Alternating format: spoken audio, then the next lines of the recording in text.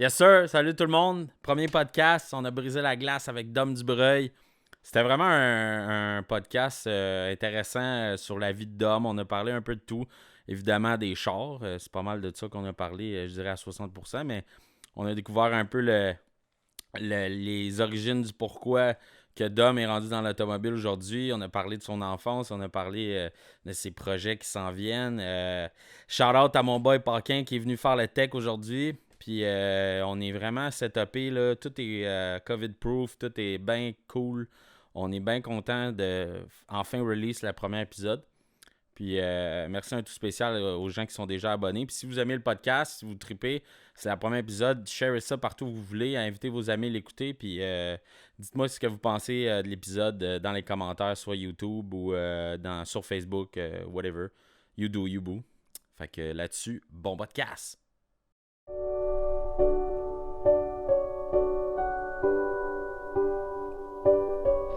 Moi j'ai peur de la mort, parce que j'ai envie de vivre mon aventure comme tous les autres.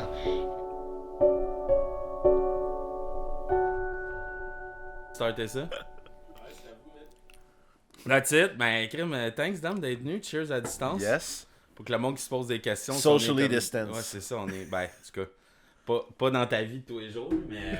Crime, je suis fucking content. On dirait que ça faisait fucking. Genre, peut-être, quoi, 1 an et demi qu'on disait, hey, on fait-tu un podcast, À un moment donné, c'est comme, faut qu'on le fasse, là, ça n'a plus de sens. Puis là, le spot fait en sorte qu'on peut faire des affaires de même. Je suis vraiment stoked. En plus, les tests que j'ai faits, il y a Spotify qui marche, il y a YouTube qui marche, tout s'est placé. Mais là, Dom Dubreuil, c'est qui ce gars-là? Parce que là, il y a plein de monde qui vont voir la vidéo, ils savent pas t'es qui. Je dirais pas une description Tinder, là, mais si t'es capable de me donner un peu comme un insight pour que le monde qui te connaisse vraiment pas dans l'automobile, là, sache t'es qui un peu. Là. Dans l'automobile, un gars qui aime les chars, un gars qui essaie d'organiser des événements le fun, qui essaie de se démarquer un peu, faire des projets un petit peu, je sais pas, spécial. Ouais, parce qu'on s'entend comment qu'on s'est connus, c'est un peu là-dedans. T'es le gars qui a tout le temps fait les events, avec Octane Fix, pis tout ça, t'as fait le Paul Walker Memorial Ride. Mais sur Instagram, t'es aussi quelqu'un de connu. T'es un social influencer. C'est qui Dom chez eux, puis c'est qui, mettons, Dom sur Instagram? Ouais, ben contrairement à toutes les influenceurs que tu vois sur Internet, mettons, qui disent « Ah, je vais aller en voyage, je suis allé en voyage. » Puis tu sais, c'est juste des photos d'une fausse vie. Moi, dans le fond, Instagram, c'est juste pour les chars. Je partage les projets que je fais. Fait que tu sais, c'est un petit peu représentatif d'une partie de ma vie. Sinon, je suis qui à la maison, je suis un gars bien normal, que des fois, quand je peux, même si je travaille 8 jours sur 7, prendre ça relax, juste me reposer un peu, puis tu sais, gamer, puis des fois j'aime ça me décrocher des chars aussi, parce que veux pas, quand ta vie de tous les jours c'est les chars, des fois c'est bon de juste step back un peu, tu sais. C'est sûr que tout le monde qui te connaît, à part de moi, c'est des chars qu'ils connaissent, t'sais, ils vont limite t'appeler par ton username d'Instagram. Ouais. Ce qui est quand même ironique, là, mais tu sais, je pense que qu'est-ce qui est vraiment drôle aussi, c'est que tu as achieve des milestones que ben du monde aurait voulu faire dans l'automobile au Québec, parce que c'est pas tout le monde qui a 240 000 followers sur Instagram à cause qu'ils modifient des chars. Ouais. Puis de loin là aussi être verified, parce que, en tout cas, brag, là, comme dirait Corias, chill juste avec des verified accounts. Écoute, j'attends son appel. Mais je trouve ça quand même fou que tu as réussi à bâtir un fanbase de monde qui ont fait comme, ok, tu sais, c'est malade ce que Dom il fait, mais tu sais, quand t'étais jeune, tu voyais ça comme un achievement, tu sais, dans les premiers temps, comme quand t'avais ton RSX et tout ça, tu sais, que de développer un fanbase, c'était-tu comme un rêve pour toi ou c'était peut-être quoi tu voulais atteindre? Ben, nous autres, à l'âge qu'on a, on est quand même encore proche des gens dans la vingtaine, mais on a quand même vécu une adolescence, puis même, on a vécu notre vingtaine sans les réseaux sociaux, sans les Instagram, sans les Facebook. Fait que dans le temps, mon goal, c'était quoi? Là, ça va montrer que ça fait longtemps que je suis là-dedans. Mon goal, c'était d'avoir un char qui était dans Québec Tuning ou dans Honda Tuning ou dans, tu sais. Fait que je faisais un peu la même affaire que tout le monde. Je faisais des car shows. Mon RSX, même avant ça, j'ai eu un Civic 98. Là, je te parle de ça, c'est comme en 2001. Puis sais, dans le temps que, justement, c'est super ironique, dans le temps que c'était Fast and Furious, gros body kit, moi, j'étais genre le gars un peu à part qui était avec le style GDM, tu sais. Ouais. Puis, tu sais, mon seul but, c'était d'avoir un build qui se démarquait par rapport à ça pour être un style un peu plus GDM, puis faire le Honda Tuning, faire même Québec Tuning, mais j'avais aucune espèce d'idée comment me ramasser dans un magazine, puis on est au Québec. Là. On va se dire que... C'est ça, c'est tough. Là, c'est pas comme Céline Dion qui fait de la musique dans l'automobile. C'est fou parce que tu parles de comme les styles de modification, tout ça. C'est un lifestyle pour toi, ça te définit pareil. Là, c'est comme jour et nuit, t'es là, tu dors pas le soir des fois parce que tu cherches des pièces pour tes chars, mais comme moi, c'est une affaire on n'en parle pas souvent, même si on se parle souvent, mais c'est quand est-ce que tu t'es dit oh shit, là, je tiens de quoi de fou, parce que sur Instagram, t'as quand même atteint, on appelle ça le 100K, là, le monde de marketing, on se connaît tout un peu là-dedans, on dit, quand tu reaches ce milestone-là, t'es quoi de big, là, je veux dire, 100K de followers, c'est huge, c'est quand que t'as fait genre, ok, là c'est de quoi de huge, là. Le genre de milestone que moi je me souviens, puis ça a l'air super comme ridicule pour monsieur, madame, tout le monde, mais quand j'ai atteint, je pense, c'était 16 000 abonnés sur Instagram. Là, je te parle de ça, c'est comme en 2016. Il y avait un YouTuber que peut-être tu connais. Il est plus connu dans le gaming, là, c'est AR12. Ah ouais. Puis, j'ai eu la chance de le rencontrer à cause de toi. Là. Ouais, ben je pense il était au Memorial une couple de fois. Puis tu sais, à cette époque-là, il y avait peut-être, je pense, 150 000 subscribers sur YouTube. Là, il est rendu passé le million, mais il vient me voir et il me dit « Hey, ça serait le fun, j'essaie ta Eclipse, ça serait différent de mes vidéos de gaming. » J'ai prêté mon auto, on est allé au Julep. J'ai prêté la Eclipse, ça c'est bien avant que je la fasse restaurer et qu'on la remette belle. Il s'en va essayer le char, il fait son vidéo, ça blew up.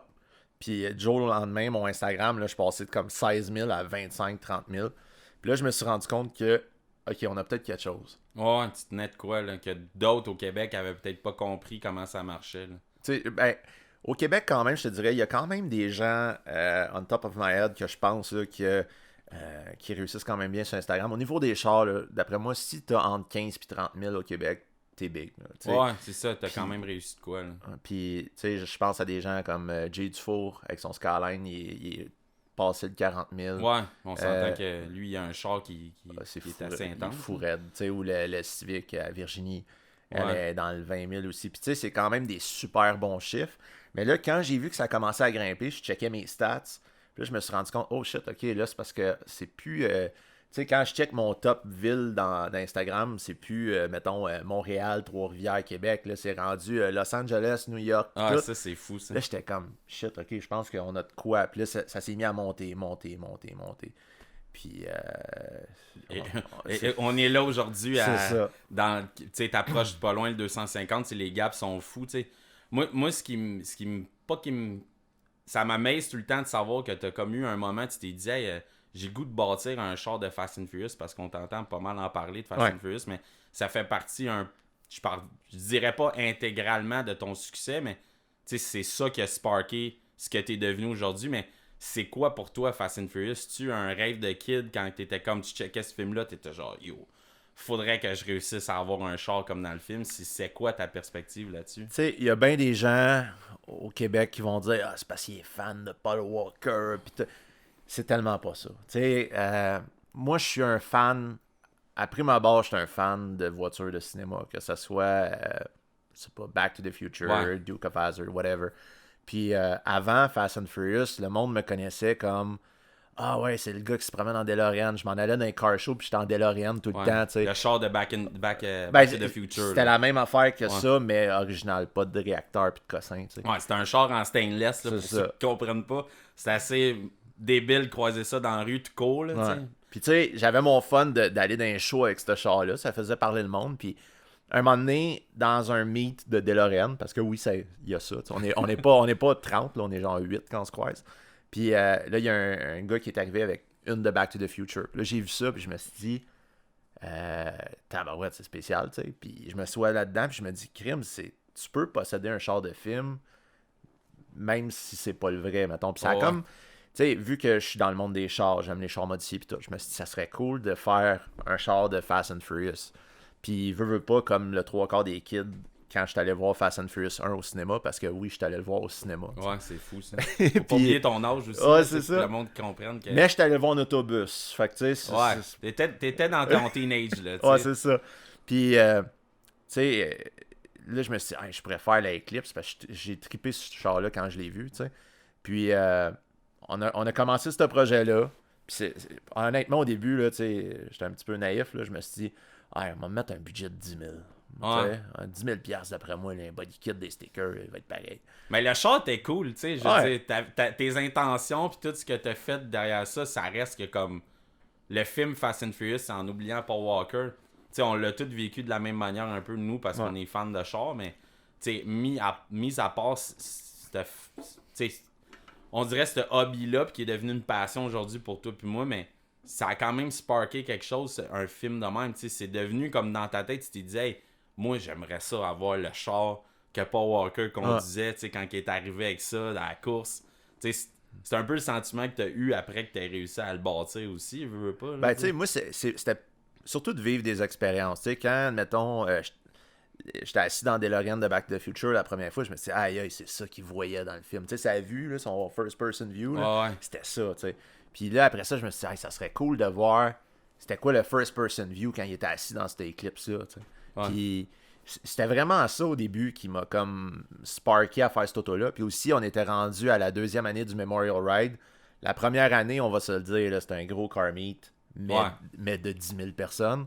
Puis là, je me suis dit, OK, c'est parce que si on veut faire de quoi de popper, on est mieux de, je sais pas, à chaque année, peut-être à repousser un petit peu, à refaire de quoi de plus gros. Là, je me suis dit, OK, on va faire le char. T'sais. Puis l'auto aussi a servi un peu d'éléments promotionnels pour ce show-là au fur et à mesure. Puis après ça, on va en parler tantôt sûrement, mais après ça, il y a eu le Jetta. Puis après ça, mais il y a un gros timeline que les gens qui te suivent justement sur Instagram, tout comprennent aussi ton histoire de A à Z, de comme, OK, le gars, il a build ça, puis après ça, là, j'en parle, mais il y a eu Chad qui est rentré dans le décor. Ça a été ton premier touch base avec le monde du film.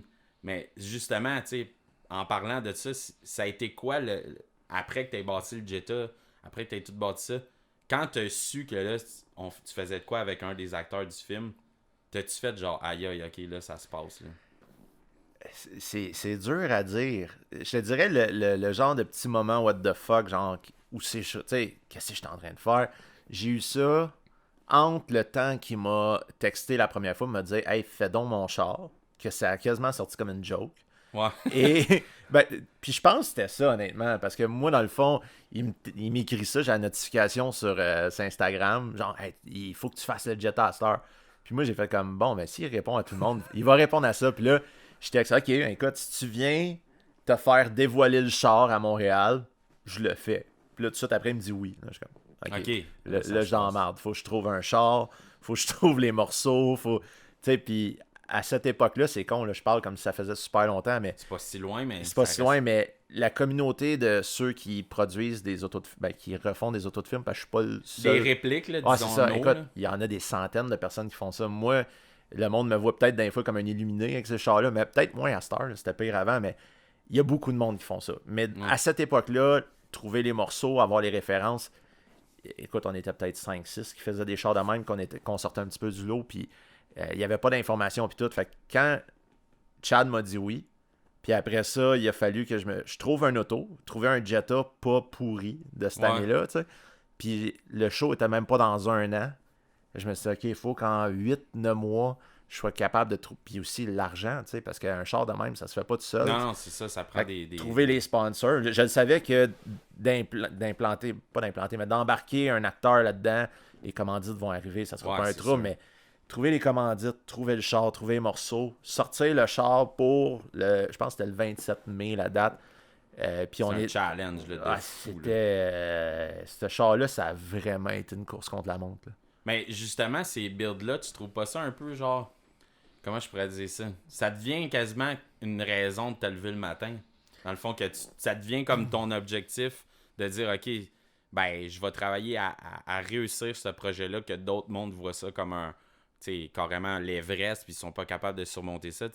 C'est quoi ces petits wins-là? C'est quoi tes petites motivations qui fait que tu réussis arriver à un projet de même, là, tu sais, moi, à mes yeux, je trouve ça absolument n'importe quoi, là, tu sais, même si quand on la regarde d'un œil extérieur de gars de char, on est comme, tu sais, il y a ça, mais reste que le char, l'Eclipse, autant que le Jetta, autant que n'importe quel projet que tu as mis à terme, c'est tout le temps comme, oh shit, ok, il l'a fait, là. Ouais.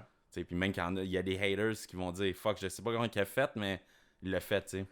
Ben, en tout cas, ça, en tout cas, il y en a de moins en moins. Je me souviens quand la première fois que j'ai sorti l'Eclipse, là, ça riait, tu sais.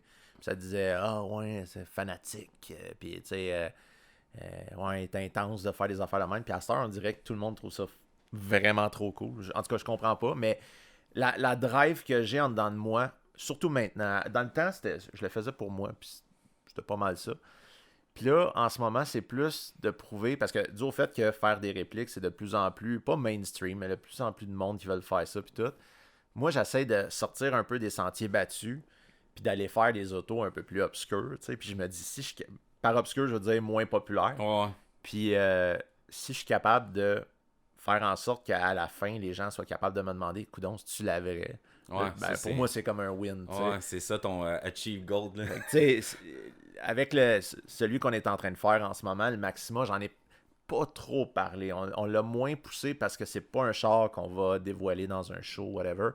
J'en ai moins parlé, mais ce char-là, contrairement à tous les autres, ça fait 1 an et demi que je travaille sur ce projet-là. Puis mon but à la fin, c'est vraiment qu'il soit parfait. Puis ça va être aussi ma porte de sortie, tu sais, dans le sens que... Tu veux closer le livre? Ouais, d'après moi, parce que le problème avec ça, c'est que la disponibilité des pièces est de plus en plus rare. C'est de plus en plus difficile de trouver les morceaux. Et juste quand j'ai fait le Honda Civic, il y a 2 ans, le Civic noir, puis là, écoute, j'avais pas les... J'étais encore en train de faire l'auto, mais là, j'ai mis tellement la barre haute, puis les gens s'attendent tout le temps à ce que l'auto soit parfaite. Ben là, ça commence à faire du nitpicking, tu sais, ça commence à checker. Ça regarde une photo, puis ça dit, OK, il y a ça, pas de parfait. Tu sais, parce qu'ils s'attendent de moi à Star que ça soit parfait, tu sais, puis... Là, je pense que j'avais pas encore les bons side corners sur le Civic. Puis là, ça a commencé à... Ça, j'aime plus ça. Tu sais, à un point tel que, garde le Maxima, je mets des photos un peu de tout, pas mal souvent sur Facebook, tu sais, montrer le progrès sur l'auto. Ça, c'est le char bleu, là, quand tu rentres dans la première scène où ils sont au Toretto's Café, là. Juste à côté du Jetta. C'est ça, c'est tous les chars du monde qui sont dans le clic avec le personnage de Vin Diesel. Puis là, c'est le char...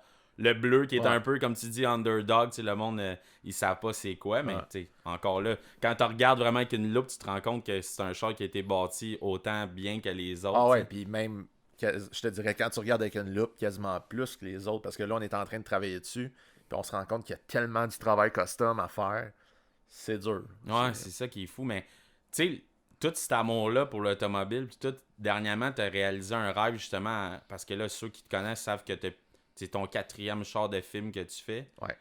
Ton 3e.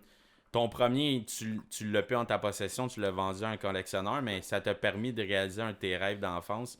C'est quoi ça représente pour toi? T'as racheté la Corvette de ton grand-père?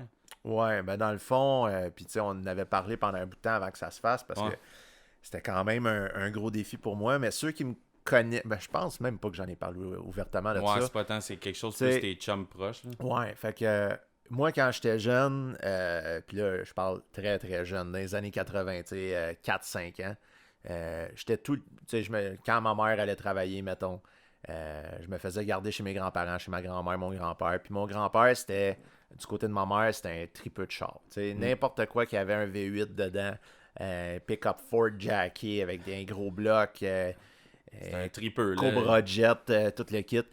Puis, tellement un tripeux de char que ses enfants avaient aussi des gros chars. Il avait acheté, écoute, mon oncle, un de mes oncles, il avait acheté une Corvette 68. L'autre oncle, une Camaro Z28. Tu sais, il était vraiment, là, il tripait. Il voulait que son entourage, il voulait partager sa passion, justement. Ouais, puis moi, quand j'avais 4-5 ans, il a commencé à me montrer c'était quoi les chars. Puis dans son garage, il y avait une Corvette. Il y avait 2 Corvettes. Une 72 qui était l'auto qu'il avait acheté pour ma mère, il a jamais vraiment fini de retaper. Puis il y avait une 71 décapotable, que ça, c'était le char dans le garage que, tu sais, fallait pas t'approcher.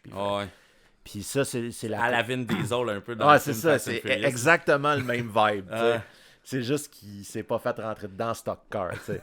Mais, sais, il a commencé à me montrer ça. Rouvre le hood, comment défaire les couverts de valve. J'avais 4-5 ans. Là. Puis, tu sais, il me montait. C'est fou, là. Puis, tu sais, dans le temps, on n'était pas. Tu sais, aujourd'hui, il y aurait des mères qui s'offusqueraient de voir un enfant dans un garage. Ouais, c'est Travailler dangereux. avec des outils. Puis tout. Mais dans le temps, c'était pas de même, tu sais. Puis, il me montait sur l'aile du char. Puis, là, il me montrait comment défaire le filtre à air avec la grosse noix sur le dessus. Puis tout. Puis, il y a toujours eu quelque chose par rapport à ce char-là. Moi, je l'ai jamais vu rouler. Jamais, jamais. Il a toujours été dans le garage. Puis là, tu sais, je te parle de ça, début des années 80. Ah, c'est fou, là. Puis moi, il m'avait dit, un moment donné, ça va être à toi. T'sais. Ça t'a resté dans la tête quand même longtemps, là. Écoute, jusqu'à temps qu'il y ait à vendre, parce que, pour des raisons de santé, il a fallu qu'il y ait à vendre en 97, mais j'allais à l'école, là, puis là, je disais au monde, hey, j'ai une Corvette. T'sais, puis j'avais comme... J'avais 11 ans. J'étais au primaire, là, une Corvette, moi. Puis, genre, il l'a vendu en 97. Puis, il y a un gars qui est venu la chercher. Il venait avec une flotte. Ils ont pogné le char dans le garage, mis ça sur la flotte. Il a pris le char, il a sacré ça dans le garage. Puis, après, le char a disparu. Il a jamais voulu dire où c'est que l'auto était partie. Il avait comme honte un peu, là, tu sais. Ouais, parce que c'était son bébé. C'était son orgueil. Cette auto-là, il a eu ça début des années 70. Tu sais, puis 20 quelques années plus tard, il s'en débarrasse. Tu sais. Puis après ça, tu sais, il est décédé. Puis c'est la seule personne, je pense, que... Tu sais, j'ai pas eu beaucoup de personnes dans ma famille qui sont décédées, whatever, mais lui, ça m'a vraiment marqué. Ouais. Puis ça a comme toujours resté, tu sais. Puis quand j'ai eu mon permis, je me promenais dans Repentigny en char, puis à un moment donné, j'avais vu une Corvette, puis j'étais comme, crime, me semble, ça a l'air de ce char-là, tu sais. Puis j'étais pas sûr. Puis par pur hasard, j'étais avec ma blonde en 2016-2017. On s'en va acheter un Jeep d'une cour de Hughes à Repentigny. Puis tu sais, Repentigny, c'est quand même une petite ville. Tout le monde se connaît. On est en train de signer les papiers. Puis là, le gars, le vendeur, il me dit hey, ton nom de famille, ça me dit de quoi? Toi, ton grand-père, il avait une Corvette spéciale. Hein? Je dis ouais, une 454 71, tout. Il dit ouais, c'est le gars du body shop au bout de la ville qui l'a. Il l'a encore aujourd'hui. Puis elle est là dans le garage. Ah ouais. Ouais. Crème, c'est quoi les chances, pareil, hein? Ah, c'est ça. Puis écoute, là, il me dit ça. Moi, je suis comme, ben non, voyons. Il dit, ah non, on va le voir.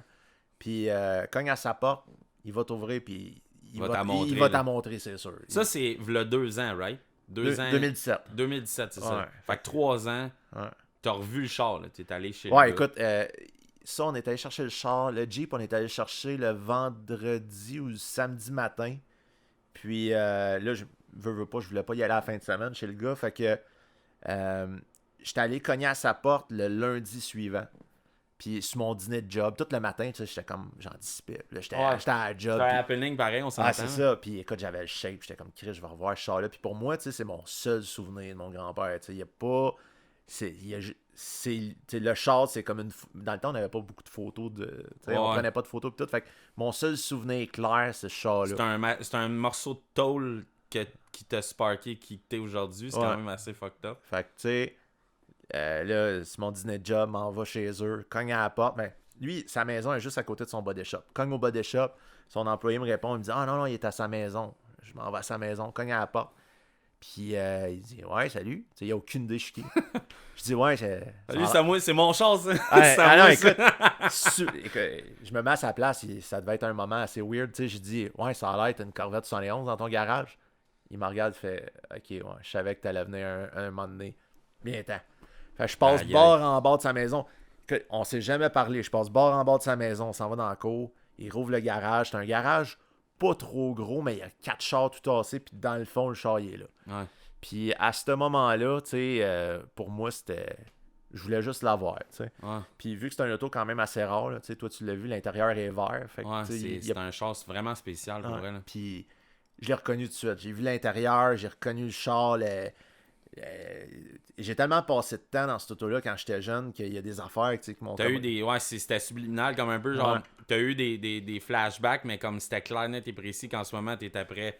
C'était ce char-là, il n'y avait pas de doute dans ton esprit. C'est ça, tu sais, puis même ma blonde, à ce moment-là, elle me dit t'es-tu sûr que c'est ce char-là? Je dis non, c'est ce char-là. Ouais. Puis... fait qu'on voit l'auto, ça reste de même, tu sais, puis j'ai dit, hey, j'aimerais ça l'avoir en dehors du garage parce qu'elle était comme toute entassée, fait que tu pouvais pas voir l'auto au complet, tu voyais le dessus, puis le toit décapotable t'es pas dessus, fait que tu voyais l'intérieur, puis c'est tout. Puis Il me dit, ah ouais, il m'a te rappelé dans l'été. Puis finalement, ça a resté de même. J'ai pas eu de nouvelles du gars. Mais au moins, je savais il était où, tu sais. Puis après ça, ce qui est un petit peu fucké, tu sais, moi, quand j'étais jeune, à cause de mon grand-père, j'écoutais bien gros de shows de char, tu sais, à Discovery, puis à TLC, puis ces affaires-là. Des genres dans le fond, ils revampent le taux, tu sais. Ouais, des la overall reconditionnent, in. ouais, c'est ça. Puis là, l'année d'après, en 2018, je m'en vais faire une gig à Moncton avec Chad, puis on amène le Jetta, puis tout le kit. Puis il y avait un des invités, parce que le Radical Speed Sport à Moncton, c'est comme un gros show mélangé avec un Comic-Con. Fait que t'as des artistes invités, mettent une exposition de char. Oh, ouais, je me souviens de ça, ouais. Puis il y avait un gars, j'essaie de me souvenir de son nom, Jimmy Shine. C'est un gars qui avait son show de trod puis tout. Puis le soir, on s'en va manger avec. T'sais, on est comme tous les invités du Radical Speed Sport ensemble. En fait, pour mettre les gens en perspective, vous êtes les stars du show, là. Parce que ouais, ben on était les invités, tu sais. Ouais. Puis, fait que c'est ça. Il y a lui, il y avait une artiste, une fille qui fait des tatous qui est bien populaire en Ontario aussi qui était là. On est tous assis à une table, puis on commence à jaser. Puis là, lui, tu sais, on dirait que les gens aux États-Unis, ils ont toute une histoire de char. Tu sais, ouais. Puis... C'est vrai, pareil, ça. Tu sais, un peu à Paquin avec ton char, là, toi. Ton Firebird, là, tu sais. En tout cas, on dirait que tout le monde a une histoire de vieux char de famille, là. Ouais, puis je commence à jaser avec, puis là, il veut savoir je suis qui. Fait que là, il me dit, OK, tu sais, je sais que t'as fait la Jetta, mais comment ça, t'es dans les chars? Fait que je commence à lui conter mon histoire, tu sais. Puis je dis, ah, moi, tu sais, là, je suis dans les chars modifiés, mais dans le temps, moi, je tripais muscle car, puis tout. Mon grand-père, il avait une Corvette. Ah, tu expliques toute l'histoire, là. C'est drôle, là, un an, j'ai retrouvé le char, puis là, la première affaire, il me dit, l'as-tu racheté? Je suis comme, ben non. Il dit, tu devrais racheter ça. Ben oui, il dit, oui. ces chars-là, t'as juste une chance de faire ça. Puis ça reste de même. Puis ça te rancait dans la tête, là, tu sais. Ça me trotte dans la tête. Un mois après, je travaillais pour Craftman Tools. J'étais ambassadeur de la marque à ce moment-là. Il me contacte et il me dit, au mois d'août, début août 2018, on a un événement à Baltimore. On aimerait ça que tu viennes. Ouais, je me souviens de ça. Fait que là, je m'en vais à Baltimore. Puis encore là, c'est tous des Américains. Richard Rollins de Gas Monkey Garage est là. Puis mon idole de jeunesse est là, Chip Foose. Ouais, puis... mais Chip Foose, chose qui est vraiment fou, moi, ça a été un des gars qui m'a le plus impressionné en termes de gens de l'automobile parce que c'est un gars, tu sais, moi, je suis un artiste, j'aime ça. Je suis pas un bon dessinateur, là. Donc, get me wrong, je suis vraiment poche, là. Mais je joue de la musique, tout ça, puis je trouve ça nice, les gens qui sont artistiques dans un domaine comme l'automobile. Ouais. Puis ça, tu sais, petite bémol, PS, moi, ça m'a toujours impressionné sur Chip Foose. Puis ça a été un des je dirais, une personnalité publique, j'ai été le plus comme fuck off d'homme que t'as rencontré ce gars-là, tu sais, ça m'a fait chier, genre. Puis le crime, j'en ai rencontré en crise du monde dans ma vie, mais lui, j'étais genre, ok, ça, c'est sick, là. Mais même moi, j'étais comme fuck off d'homme. T'es en train... Ouais, c'est malade, là. Puis le pire, c'est de la manière que ça s'est passé, parce que l'événement à Baltimore, c'est un événement de 3 jours. Puis on a notre plan, là, il nous donne un briefing en email, puis on a même, dans notre chambre d'hôtel, on a même un papier qui nous dit, OK, jeudi on fait ça, vendredi on fait ça. Le vendredi ou le jeudi soir, on s'en va dans un genre de bar à Baltimore, parce que Baltimore, c'est comme une ville côtière, si on veut. Ouais. Puis on s'en va dans une affaire de seafood. J'arrive là, puis il y a plein de monde qui jase, puis c'est le gros party, il n'y avait pas COVID. Ouais. Puis... là, il y a un gars qui est pas bien grand, blond, qui jase avec le monde, puis ça arrive. Là, je suis calique, c'est Chip Foose, tu sais. Puis ça reste de même. Je l'approche pas trop parce que, tu sais, veut pas. Ce gars-là, il se fait accrocher aux 2 minutes. Là. J'étais comme, de toute manière, il y a comme un petit gathering juste avant qu'on reparte pour prendre l'avion le dernier jour, le lendemain. Fait que, m'attendre au gathering. Le lendemain, je m'en vais me coucher. Le lendemain, je skip mon cadran. Fait que je me lève. Je check par ma fenêtre d'hôtel. Ils sont en train de tout remballer le petit gathering qu'il avait fait dehors. Là, je suis là, j'ai manqué ma shot. T'sais. Fait que là, pogne mes affaires. Je m'en vais dans pas le lobby de l'hôtel, mais la place que tu prends un déjeuner. Puis tout. Je me pogne une tasse. Il y a des tasses au centre de la table. Je pogne une tasse. Je me verse un café. Puis tu sais, je suis sur mon sel. Je check mes réseaux sociaux. Puis tout. Puis là, il y a quelqu'un qui me met la main dans le dos qui me dit, excuse-moi, je peux-tu m'asseoir à côté de toi? T'sais. Je suis là, ouais, pas de trouble. Tu sais, je regarde même pas, je me réveille même pas. Puis là, il s'assoit à côté de moi, puis c'est Chip Foose. Puis là, je suis comme. C'est quoi les chances? Je suis comme, ok, wow. Puis il me dit, puis vraiment un bon gars, il arrive, il dit, écoute, t'es qui? T'es-tu avec Craftman? Parce que t'es dans cette salle-là, fait que t'es avec Craftman. Je suis là, ouais. Il dit, mais on t'a pas vu ce matin? Je dis, non, j'ai passé tout droit, tu sais. Il dit, hey, parle-moi de toi. Fait que là, je commence à jaser avec Chip Foose pendant à peu près une demi-heure. Puis je compte mon histoire. Tu sais, la même affaire que j'ai dit il y a une couple de mois à Jimmy Shine. Ouais. Puis j'ai retrouvé la corvette de mon grand-père. Puis là, il me dit, tu l'as-tu acheté? Je suis comme, non. 2 en 2, là. Ouais. Puis il me dit, tu peux pas passer à côté de ça. Puis là, il commence à me conter l'histoire, tu sais. Puis le monde qui connaissent Chip Foose, ils savent qu'il aimait bien gros son père. Tu sais, il avait une grosse relation avec son père. Puis à ce moment-là, il était pas encore décédé en 2018. Puis quand ça me contait ça, il dit, mon père, il a fait un Mercury 40 cuck, là, 20-30 ans. Il a vendu le char. On l'a retrouvé une vingtaine d'années après. Puis il a sorti dans le showroom. Il dit, t'as juste une chance dans la vie de retrouver, de trouver cet auto-là puis de l'acheter. Puis il dit là, ça c'est la différence avec Jimmy Shine. Il arrive, il dit là, tu vas aller, quand tu vas retourner à Montréal, à Repentigny, Montréal, il dit, je veux que tu ailles voir le gars. Tu cognes à sa porte, tu dis, je veux le char. Même, la seule affaire, là. Peu importe le prix, je veux le char. Puis il dit, je veux le savoir. Mec, t'ailles l'auto, reviens-moi là-dessus. Fait que là, c'est à ce moment-là que je me suis dit, OK, m'aller voir le gars, il dit, je veux l'auto. Mais il t'avait aussi créé un incitatif que t'avais pas le choix. C'était comme, tu sais, en psychologie, il dit genre un social statement. Tu sais, comme quand tu dis quelque chose à voix haute, t'es obligé de le faire. Ouais. Mais là, il t'a dessiné une fucking tasse. Ouais, aussi, c'est vrai. Ça, il t'a fait ça, là. Il y avait, comme je disais tantôt, il y avait une tasse sur la table. Puis là, il pogne une tasse sur la table, il y a un Sharpie dans les mains.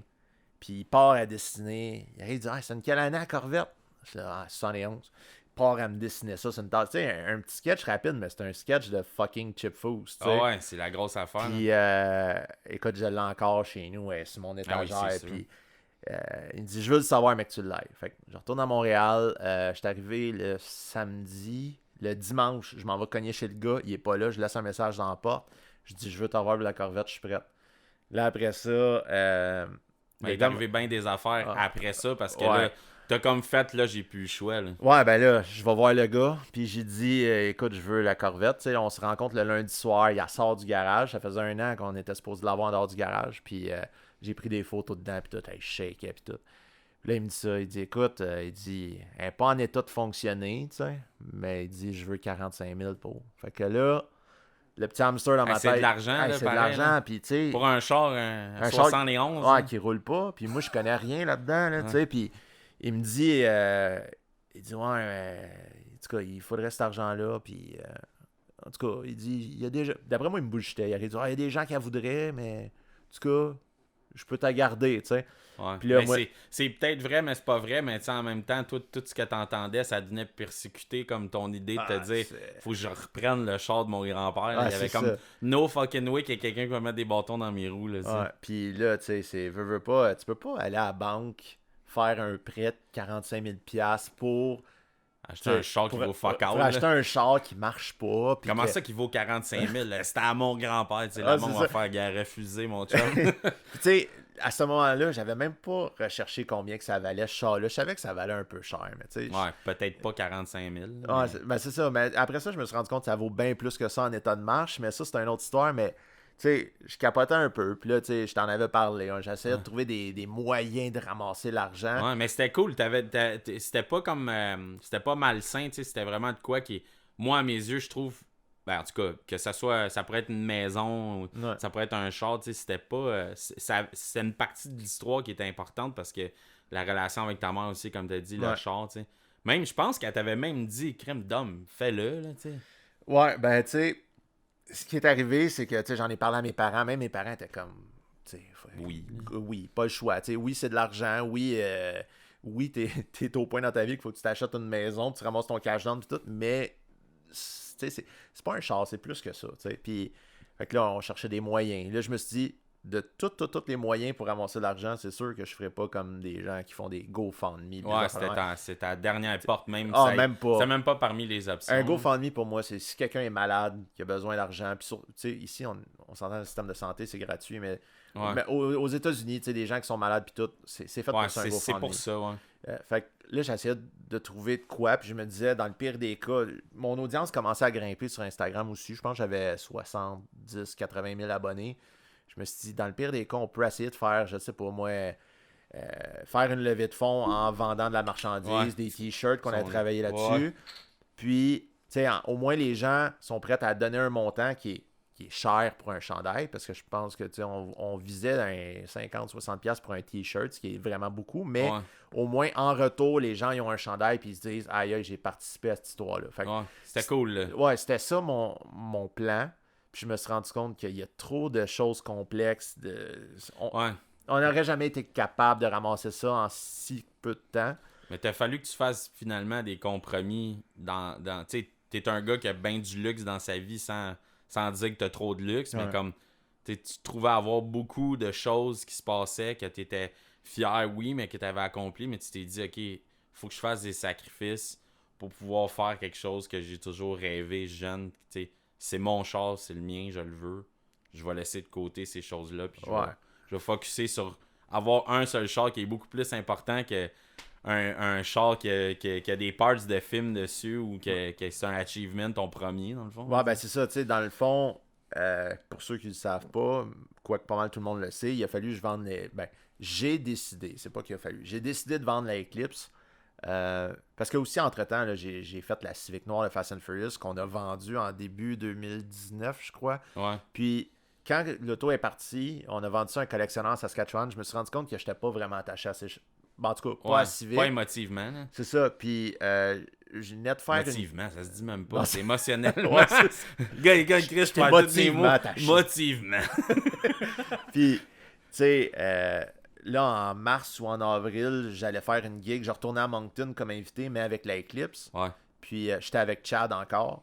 Puis, on s'est rendu compte que faire une gig avec Chad, quand c'est pas le Jetta, le monde s'en sac. Ouais, c'est ça même si c'est le char de Paul Walker, mettons, le monde s'en sac du char. Si t'es pas avec Paul Walker, le monde s'en fout du char. Puis là, je me suis rendu compte, ouais, ben mes gigs que je fais avec Chad, c'est avec le Jetta, puis le monde se tente pas de voir le Jetta, fait que fuck l'Eclipse, tu sais. Ouais, c'est ça. Fait que, au même moment, j'ai un gars que tout le monde, maintenant tout le monde sait c'est qui, là, le fameux gars en Alberta qui a la grosse collection de chars. Il m'approche, puis il me dit ta Eclipse, là, il dit je la veux. Si un jour t'avant, je la veux. Puis c'est comme resté dans ma tête. C'est resté dans ma tête. Puis je me souviens du déclic, c'était au mois de mai de cette année-là. Ah, t'as demandé à tout le monde, man. Ça, je tiens à te le préciser, là. T'as vraiment demandé à tout le monde que tu connaissais, je devrais-tu le faire. Ouais. On dirait comme, pas que tu cherchais une validation, mais tu te sentais comme mal pour le monde qui avait participé à ce projet-là, genre. Ouais, puis tu sais, comment je pourrais dire ça? On dirait que pas tout le monde, mais il y a comme une certaine fierté des gens au Québec de dire ah ouais, le char de Fast and Furious, il vient de Montréal, tu sais, où le monde... Le plus accurate, c'est ça. Disons-le. Puis les gens sont comme contents de le voir année après année, puis ça, je l'avais remarqué aussi au Memorial Ride, puis là, on faisait encore le Memorial Ride, fait que je me disais, les gens s'attendent à le voir, ce char-là, tu sais.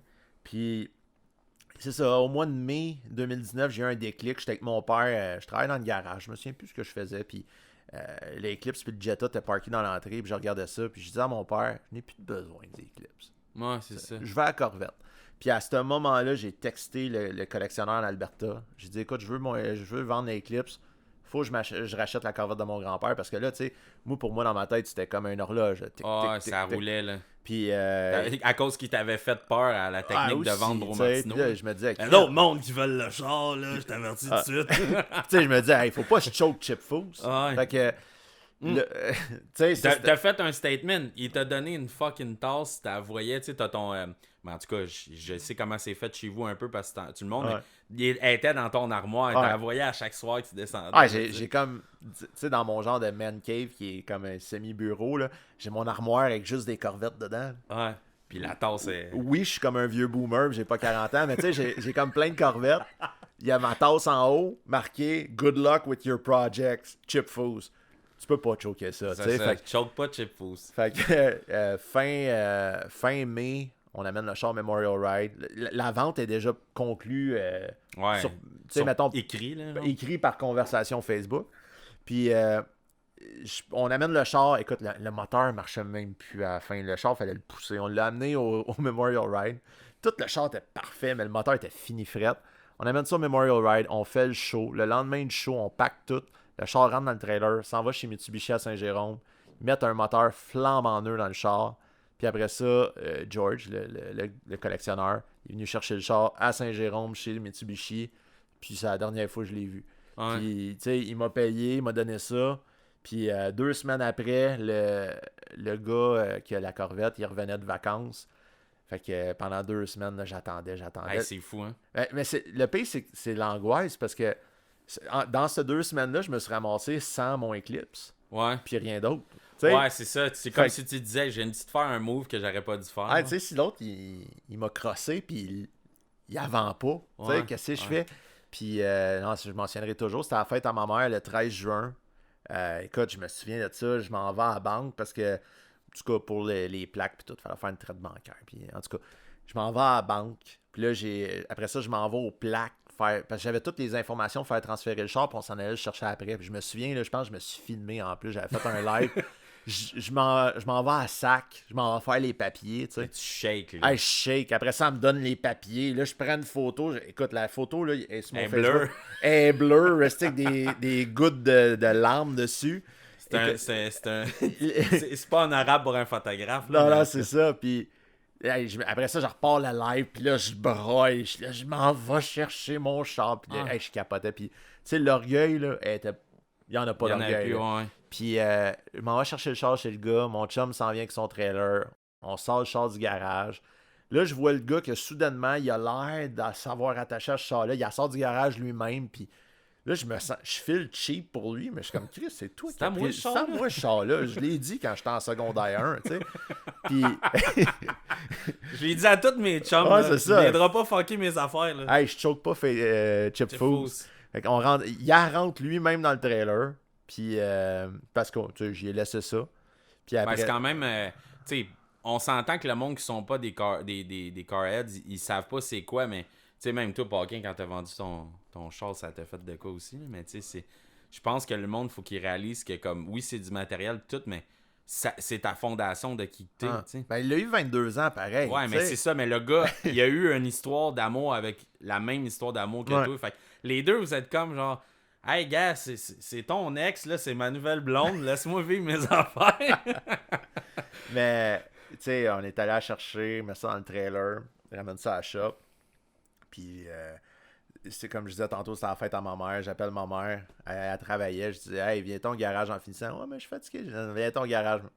Elle arrive au garage, elle voit le char. Puis, tu sais, c'était comme sacré, ce char-là, dans la famille, dans le temps. Fait que, pouvait pas. Là, j'ai dit, hey, assieds-toi dedans. Ah, je suis pas sûr, tu sais. Mon père voudrait pas qu'on s'assoie dedans. Assis-toi dedans, tu sais. Puis, rendu là, peu importe la valeur du char, tu peux pas vendre ça. Ouais, c'est fou, pareil, question de dire, moi, ça m'a fait des chills parce que, tu sais, comme ta mère, c'est peut-être pas nécessairement une fille de char. Tu sais, comme, c'est pas sa passion, mais tu sais, c'est sûr qu'elle voit son fils aller, puis elle est comme, c'est nice, tu sais. T'as quand même réussi dans ce que t'as voulu faire dans l'automobile. Mais, tu sais, c'est même que ça soit une Corvette ou whatever quoi, c'est une partie de votre vie à chacun de vous autres. Puis, tu sais, c'est la seule chose qui reste, comme quasiment une urne. Ouais. Tu sais, c'est ton grand-père, c'est carrément toute ton enfance, c'est ça. Puis elle, son enfance à elle, puis tu sais, c'est le souvenir de son père, c'est le souvenir de ton grand-père. Moi, à mes yeux, je trouve ça absolument incroyable. Tu sais, comme je rêverais de vivre une histoire de même. Ben, tu sais, pousser ça encore plus loin, là, tu sais, quand... En tout cas, moi, je crois pas à ces affaires-là, mais en tout cas... il y a peut-être une sorte de croyance. Quand si j'ai... t'en check parles. bien ça. Quand j'ai... tu sais, le char veut pas quand je l'ai eu. Il y a eu 1-2 semaines, j'ai travaillé dessus, je l'ai démonté puis tout. Ouais, Puis t'as réparé toutes les petites affaires. Mon grand-père, il fumait des Captain Black. Tu sais, les genres de cigares avec le type en plastique blanc. Là. Puis quand que je jouais dans le char puis tout, un moment donné, le premier test drive, je pogne le char, m'en va me promener avec, j'en reviens à la shop, je dis « Tabarouette, il va bien ». Puis là, j'en rentre dans le garage juste pour la laver, tu sais. Puis dans le thread des tires, il y avait un cup de Captain Black dans le thread. Hein, tu sais, comme, ok, t'as pilé dessus avec ton char. Yo, ça, c'est Puis tu sais, qui c'est qui fume des Captain Black en 2020, 2019? Ouais, tu sais, pas autant que dans le temps, mettons. Ah, c'est ça. Fait que, toutes des affaires la même. Fait que ce char-là, c'est weird. Hey, c'est fucked up, puis ça. il sent la même affaire que, tu sais, ils disent que l'odorat, tu sais, c'est comme attaché au souvenir. Ouais, il sent la même c'est un blueprint affaire. dans ton cerveau, tu sais. Mais justement, tu sais, c'est ton enfance, t'as des souvenirs, mais C'était comment, toi, quand t'étais jeune, tu sais, parce que entre le temps que t'as eu cette passion-là de ton grand-père, qui était comme à 5-6 ans, tu sais, t'as quand même eu le primaire, le secondaire, Ouais. tu sais. Au secondaire, tu disais à tes amis, genre, hey, une corvette, tout, Ouais. mais c'était qui, Dom Dubreuil, genre, au secondaire? Parce qu'on s'entend qu'il est comme souvent dans ce milieu-là, puis je dis pas ça pour dénigrer le monde dans le car scene, mais on a une grosse majorité des gens qui sont là-dedans, qu'ils cherchent un sentiment d'appartenance, veut pas, à une communauté ou tu sais, c'est du monde, tu sais, vraiment comme sont intravertis, ils cherchent une façon d'être ils veulent faire partie d'un groupe, ils veulent s'exprimer, ils veulent sentir qu'ils ont leur place à quelque part. Toi, as-tu senti que ton adolescence, c'était ça aussi, que l'automobile, ça t'amenait quelque chose de comme vraiment positif parmi le négatif ou... Ben, dû au fait que quand j'étais jeune, c'était plus. J'étais un fan de muscle car, plus que d'autres choses. Tu sais, dans les années 90, à moins que tu ailles à Granby, t'en voyais pas des muscle cars, Ouais, des c'est affaires ça. même. Ça avait pas l'air de quelque chose d'accessible. Fait que tu sais, moi, j'étais plus au secondaire, là, j'avais un motocross, j'avais un Honda CR60, puis c'était ma bébelle, tu sais, j'avais du fun avec ça. J'aimais bien gros motocross, j'aimais les motos, je faisais bien gros du dessin parce que mon but dans ma vie, c'était d'aller en design automobile, tu sais. C'est fou, hein? Parce que corrélation à Chip Foose, Ouais. c'est un peu pourquoi aussi un idole de jeunesse de même, si tu le rencontres, toi aussi t'aurais voulu genre dessiner des chars comme il dessinait Ah, parce écoute, que c'est tu sûr. sais, tu peux checker sur internet, chercher sur Google Chip Foose, aller capoter. Là. Ouais. C'est probablement le gars qui dessine le mieux des automobiles, des rendus d'automobiles. Genre c'est juste. Puis de fou, même, là, Ouais, tu sais, c'est comme- C'est un malade. Fait que, tu sais, Overall In, je tripais là-dessus, je regardais ça. Puis, tu sais, dans le temps, Overall In, les premières émissions de Chip Foose, justement, là, c'est ils volaient le char. Ouais, ils- ça, c'était ils cool, retrouvaient ce le char. Tu sais, concept-là. c'était vraiment. Puis, ils amenaient ça à la personne, puis ils surprenaient la personne avec le char tout fini, tu sais. Ouais. Puis, ou même des fois, la personne, elle avait plus le char depuis longtemps. Puis, j'écoutais ça, je me disais, hey, ça serait tellement le fun qu'à un moment donné, ma Corvette, elle réapparaisse. Tu sais. Puis, j'ai toujours pensé ça, mais sinon, là, j'étais vraiment plus un gars design automobile. Écoute-moi, dans mon agenda, là, des dessins de char, puis tout. Ouais. Puis même Parti en 60 secondes, qui est sorti en 98-19. Là, c'était comme premier film de char, j'ai comme vraiment rembarqué dans les chars plus. Ouais, Puis, hey, je me souviens, j'avais downloadé le film sur Internet, ça avait pris 2 semaines. LimeWire. Ouais, même pas, ça n'existait pas, ça avait pris 2 semaines de downloader avec mon 56K. Puis, tu sais, j'écoutais ça, puis là, après ça, il y a eu Fast and Furious. Ouais, en 2000. Ouais, 2001. Fait Ouais. que là, 2001, moi, j'étais en secondaire 4. Les chums commençaient à avoir des chars montés. Ouais. T'sais, Mais mais- c'est ça que moi je trouve ça weird parce que je te connais pas de ce temps-là. Ouais. Je me dis, t'étais-tu plus un gars vraiment introverti ou t'es le gars extraverti aujourd'hui? Parce que moi, dans ma perspective, tout ce que tu fais sur les réseaux sociaux, c'est super extraverti parce que veux pas,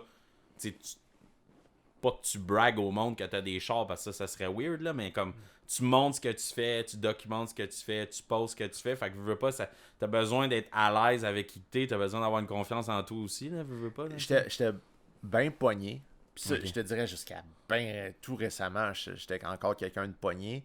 Mais c'est parce qu'à un moment donné, moi justement, j'ai bien de la misère avec le monde qui se pète les bretelles. Puis à un moment donné, il faut que tu te fasses la ligne. Moi, dans mon domaine en ce moment, avec les réseaux sociaux puis tout, faut que tu sois capable de définir la ligne entre te péter les bretelles puis montrer ce que tu fais parce que c'est ta job, parce que c'est Ouais. en publiant des choses que T'as une reconnaissance que les sponsors cherchent. c'est justement, ça, là. mais Ouais. c'est pas pour me péter les bretelles. Puis il y a eu une transition, je te dirais, mettons, quand j'ai commencé à faire ça, mettons, ou même quand on a lancé Octane Fix, puis j'ai commencé à faire des projets de char pour Octane Fix, pour le Ouais. brand, mon BRZ que j'ai eu, puis tout, que là, fallait que je le montre, mais fallait que je montre aux gens aussi que c'est pas pour me vanter, c'est pour montrer qu'on a un reach. C'est une tu sais. carte d'affaires. Là, tu sais. C'est ça, fait que- puis au Québec, on va se le dire, si tu sors du lot, tu te fais taper dessus. Ouais. Là, fait que... Moi, c'est cette bout-là que je trouve pas étrange, mais comme, tu sais, si t'as une personnalité qui est pas comme un peu propice à être un gars qui fait ça, tu sais, comme être extraverti, c'est comme, tu sors du moule que t'es habitué, c'est comme, l'enfant en toi, il cherche une validation de comme dire, hey, c'est-tu correct qu'est-ce que je fais en ce moment, là? Ouais. Tu sais, genre, je vais-tu me faire niaiser ou, tu sais, je sais pas si t'as été bully au secondaire, hein, mais... secondaire 1 peut-être. Tu sais, j'étais pas gros, 5 pieds 5, 100 livres, puis tu sais, veux pas, t'as les secondaires 5 qui arrivent. Ouais. Je sais plus comment que c'est à l'école à cette heure, mais tu sais... Ça doit être 100 fois pire pour être franc. Ouais, Nous autres, on est au secondaire, moi, pour Paquet ensemble, là, ça fait trop pire. Ouais. Là. Mais tu sais, c'est genre... C'est parce que, moi, je vais te le dire, OK? Ma perspective que j'ai de toi, mettons, sur un timeline de avant, pendant, après, parce que je considère qu'on est rendu des amis, tu sais. J'ai l'impression que t'es un peu comme moi quand j'étais au secondaire, ou que t'avais cette vision-là de ta vie, ou que tu te disais, Chris, je pourrais faire ces affaires-là, tu sais. J'ai cette confiance-là, mais je suis le petit Steph, tu sais. Comme moi, j'étais petit en maudit au secondaire, fait que je me dis peut-être que t'étais comme moi parce qu'on se rejoint sur beaucoup de perspectives, beaucoup de visions de la vie, mais à un moment donné, tu fais des affaires que tes amis du secondaire qui étaient pas tes bullies, mais qui te niaisaient, aujourd'hui, ils vont tous t'écrire des DM sur Instagram, ou ils vont tous t'écrire des DM sur ton Facebook, puis te dire hey, c'est malade ce que tu fais, c'est cool ce que tu fais, continue à faire ça, puis là, t'es comme man, tu riais de moi quand j'étais jeune, toi là, tu sais, fait que c'est weird de sentir que comme là, quand t'étais à ce moment-là de ta vie où t'avais 18, 19 ans, tu as commencé à sortir d'un bar, tout ça, veux pas. Aujourd'hui, c'est comme une validation extrême que t'aies 200 fucking 1000 followers et plus sur une plateforme de réseaux sociaux qui est un peu, justement, juste de ça. Ouais. Tu sais, c'est juste tu recherches pas de l'attention, mais t'as pas le choix d'en donner. Fait que, tu sais, je veux dire, crime, c'est un travail temps plein pour toi, là, Mais, tu sais, je veux pas. puis tu sais, je l'ai eu, ce switchback-là de, tu sais, que ton monde secondaire check ce que tu sais, sûr que, écoute, probablement que toi aussi, t'étais dans la même gang que moi, j'étais au secondaire. Tu sais, moi, j'étais avec, je me souviens, au secondaire, j'avais ma clique, qu'on était comme 6-7 personnes, tu sais, comme 3 filles, puis 4 gars, puis tu sais, le midi, on était comme pas reject, mais on était assez hot pour dire à un prof, hey, on prend le local de comment il appelait ça, de l'Arcom, là, on allait dans le local d'Arcom dîner, nous autres on était hot, on allait pas à la cafétéria, tu sais, fait qu'on... Moi j'étais pas autant hot que toi au secondaire. mais c'était pas, non, mais c'était pas le fait d'être hot, mais tu sais, dans le sens que on n'était pas les sportifs ou tu sais, les affaires même, mais on avait notre local, tu sais, on était comme pas introverti, extraverti un peu, tu sais, puis on était... Vous étiez extraverti dans du monde que vous faisiez confiance dans votre petit cercle, genre. Puis, tu sais, moi, c'était ça, ma gang. Après ça, on a fini le secondaire, puis il y a comme eu un gros creux de temps mort weird. 2005-2006, là, je suis tombé dans un club. Là, il y a 2 gars qui m'ont... Mais c'est là que tu as rencontré ta blonde, right? Ah non, ben après. Ok, ben après. Ok, je pensais que c'était là. Tu sais, j'ai commencé à travailler au Living à Montréal. Oh my God. Puis, qui est devenu le House, qui est redevenu le Living, qui est devenu la commission des... En tout cas, j'ai travaillé au Living là-bas, puis... Là, la confiance est venue dans le tapis, il commençait à sortir, puis là, les bouteilles... Mais tu t'étais photographe aussi dans ce temps-là, un peu. Ben après ça. Ben, ok, je pensais que c'était dans ce moment-là que tu avais commencé. Non, j'ai eu 2 phases de club, tu sais. Ok. Ouais, parce que c'est là que je me souviens de toi, ou la phase où tu avais fait de la photographie un peu. Ouais, ça, j'ai commencé à faire de la photo en 2009 à peu près. Ok. Mais il y a eu les clubs à Montréal, que là, on était vraiment là... Non, en tout cas, c'était le fun. Puis, les bonnes passes, ça. C'est ça. Tout le monde en trentaine, c'est comme, ouais, on aime ça se rappeler de ce temps-là. C'était quand même les bons souvenirs. Puis après ça, tu sais, 2006-2007, là, j'ai acheté mon RSX TPS. Commencé à faire... je me suis joint à Team Overdose. Ouais, c'est quand même les pionniers, je trouve, des chars de qualité du Québec. Là. Un de mes chums qui était le copropriétaire de ça, là, il est parti. Puis là, je pense que c'est Chris qui a comme ramassé ça, mais... c'était Vikin, son nom, il travaillait pour Ubisoft aussi, puis lui, c'était comme mon idole. Quand j'étais petit cul, là, il y avait eu, la RSX venait de sortir, là, il y en avait une, il avait tout monté, puis là, c'était fou leur build, eux autres. Puis là, moi, je m'étais acheté une RSX noire, puis là, je l'avais monté pareil comme l'autre, fait qu'on avait, à un certain moment donné, on avait 2 RSX noirs montés pareil, puis 2 Civic 98 Silver montés pareil, puis on arrivait dans un club avec tous nos chars en paire. C'était malade. C'était quand il y avait plein de paires de chars. Il sait pas d'homme, mais il a ancré le film Fast and Furious dans ses behaviors de tous les jours. Genre, il arrivait dans des clubs, il arrivait dans les restos, puis il fallait qu'il y ait sa clique de chars. Tu sais, comme la première scène Toretto's Café, c'était comme les boys, ils débarquent dans un club, ils ont leur char modifié. Tous les humoristes qui ont parlé de Laval, ils se sont basés sur toi. Ouais, c'est ça. Dans ce temps-là. C'est juste que je m'appelais pas Steve, tu sais, genre, puis je n'ai pas de Laval, mais tu sais, on allait dans un club, pas dans un club, on avait notre club de char, puis on allait à l'Autofest, au Beach Club, dans le temps que le Beach Club, c'était... C'était les bons temps, ça, Ouais. je trouvais. T'sais. Puis il y avait comme un autre club qui était comme... dans le temps, t'avais genre Ecstasy, qu'eux autres, ils étaient vraiment les chars de genre Fast and Furious, gros body kit, puis tout. C'était à la bonne époque. Ça, honnêtement, c'était vraiment, c'est le bon temps. Mais c'est parce que, tu sais, quand tu penses à ça aussi, puis tu sais, c'est un peu... comment je pourrais dire? C'est pas malsain pour un humain de le valider puis de le dire. Puis tu sais, je vais sûrement avoir Charles qui va venir au podcast éventuellement. Puis lui, il a parlé il vient juste de sortir un livre, sa confiance en soi. Puis j'ai fini de le lire hier soir. Puis je trouve ça important qu'on se rappelle qu'il y a des sortes de key points dans notre vie qu'on a besoin de se rappeler qu'on vaut quelque chose. Puis comme on a une valeur en tant qu'humain. Puis comme... Tu sais, toi, dans ce temps-là, tu avais quand même besoin d'une sorte de validation que tu étais comme... Tu sais, on dit souvent un char, c'est une extension de sa personnalité, tu sais. Puis c'est vrai, moi, en tout cas, je pense que c'est vrai. Puis là, tu t'arrives dans des clubs comme ça, tu avais besoin de faire un statement, de dire, regarde, je suis Dominique Dubreuil, ça, c'est mon char. Je débarque dans le club, j'ai confiance en moi. Ouais. C'est cool parce que tu fuelais ce kid-là, veux pas.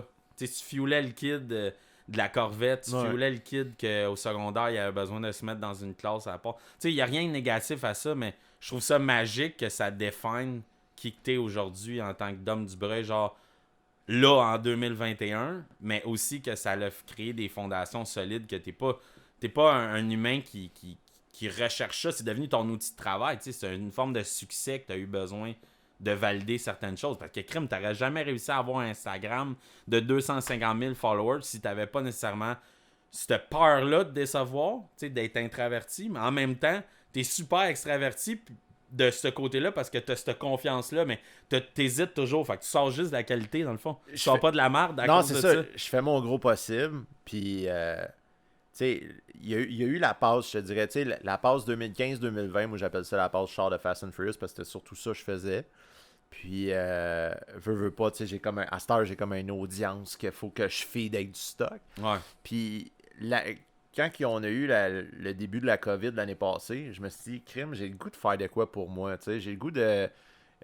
parce que, tu sais, entre-temps, pendant les années 2010, j'ai eu mon ST que j'ai monté pour moi, mais c'était pour le brand plus que d'autres choses. Puis, là, il y a le nouveau Honda Civic. Ben, c'est ça, tu sais, l'année passée, là, j'ai commencé à me dire, hey, ça serait cool, je me remonte un char selon mes goûts. Parce que ta jeunesse, le temps des clubs. Tu sais, je me le fais reprocher bien gros aussi sur Instagram. Il y a du monde qui disent, bon, en tout cas, ça doit être des jeunes de 12 ans qui pitonnent.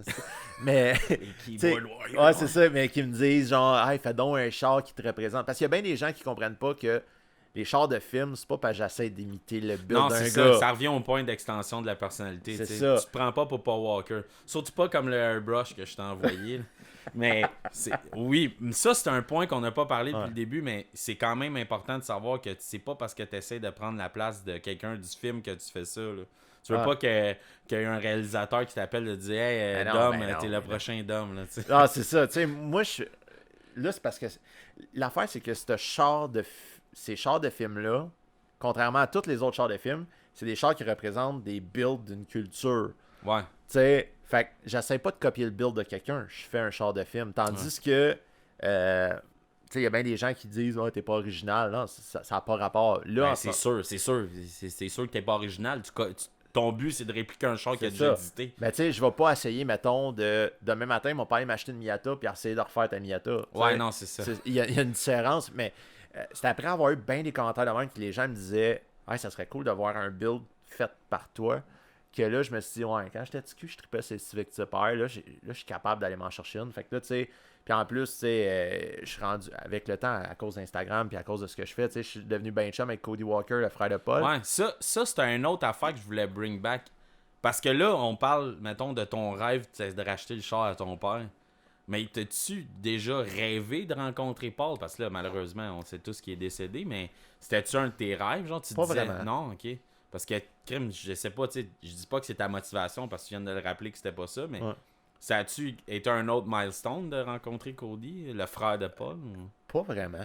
Non? Tu sais, mais t'avais l'air comme ben smooth, là, tu sais. Moi, quand tu m'avais envoyé les photos, j'étais comme, ah, ok, là, tu sais, c'est cool, mais ça reste que c'est pas Paul, tu sais. Non, c'est ça, frère. mais il y a un moment après, ben, me repartir du début, tu sais, Ben, en tout cas, pour finir ce que je disais, dans le fond, à un moment donné, le monde, il me disait, ça serait cool que tu fasses ton projet. Fait que là, j'ai acheté un Civic Type-R, puis aussi, moi puis Cody, on se fuelait. Vous avez le même char Ouais, aussi, c'est ça. là, On a décidé de s'acheter le même char au même moment. Puis on s'échange des sponsorships. C'est super pratique, tu sais. Lui, c'est sûr qu'il est capable d'en ramasser bien plus que moi. Fait que quelqu'un a 1 million de followers. Ouais, c'est ça. J'en profite un petit peu, mais j'en ai quand même envoyé. Fait que tu sais, c'est quand même cool. PRL, c'est un 50-50, une bonne relation. Moi, mettons, le propriétaire de PRL Motorsport, quand j'ai dit tu veux-tu ton nom sur le char Cody Walker, il était content de tabarouette. Mais tu sais, mais bref. Mais pour revenir à comment que je vois ça d'être avec ces acteurs-là, puis chiller avec ce monde-là, je vais te dire, ben franchement, au Québec, j'ai l'impression que le vedettariat... Ouais, le star system. Ouais, les Québécois en général, s'ils voient quelqu'un qu'ils ont vu dans leur TV, ils capotent. Ouais, genre Ricardo. Là. Ouais, genre... Puis moi, une fois dans ma vie... Puis hey, le monde va rire, puis à cette heure, c'est rendu un de mes chums, tu sais. Une fois dans ma vie, j'ai fait « Aïe, aïe, je chill avec une vedette. » Puis c'était Babu. Oui, man, ça c'est tellement vrai parce que nous autres, notre chum, Paquin, il y a eu en break avec Babu, ils ont refait son char. Ouais. Oh, ouais, c'était malade. Je te jure, hey, man, ça c'est malade parce que moi, avec, j'étais starstruck par pas Babu, là, tu sais, le pire, c'est qu'on est chum avec. Fait que quand ils vont entendre ça, ils vont faire les boys, Chris, appelez-moi, je vais venir, on fait. Mais c'est parce que dans le temps que je suivais ben gros à Drift, lui c'était un drifter aussi. Ouais. On était dans le même point de dire ça arrive, c'est dans ton temps de DMCC. Moi, c'est ça, c'est 2007, 2008, il y avait sa Mustang, il commençait. Ouais.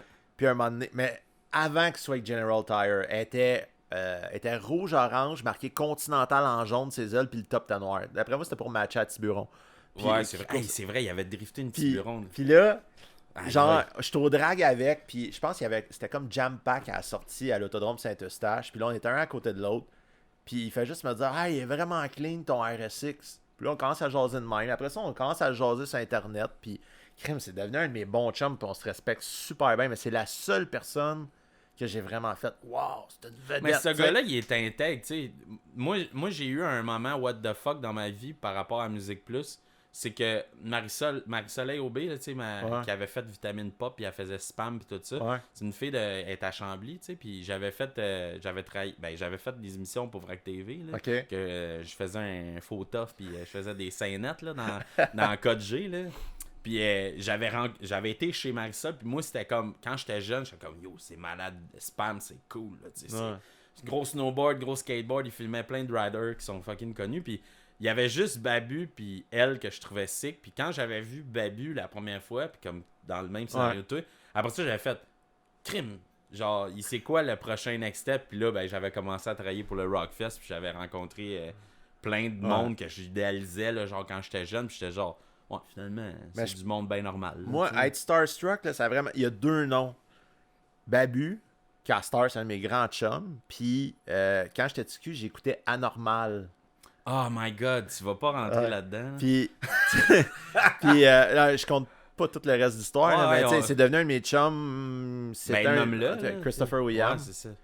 Puis, ça aussi, je trouvais ça spécial. Puis à un moment donné, c'est devenu un chum. Puis après ça, on a été dans des directions différentes. Ça, les chemins ont changé. Mais il était très connu à cause de. T'avais expliqué son gros boom qu'il avait pogné. Il a pogné en Europe aussi, lui, dans le fond. Hein? Écoute, je pourrais pas te dire, mais je sais c'était vraiment Vrac TV ou Canal Famille dans le temps normal. Puis il y avait son show Musique Plus. Puis à un moment donné, on faisait des gigs ensemble. Puis à un moment donné, il me dit ça serait hâte de faire. C'était quoi son show? Je me souviens plus du nom de son show, mais Le Monde de Christo. Puis là, il me dit ça serait cool de faire de quoi la Back to the Future. Je suis comme ouais, let's go, Steve. Là, je pogne la DeLorean. J'ai envoyé ça. On a fait une émission complète avec ça.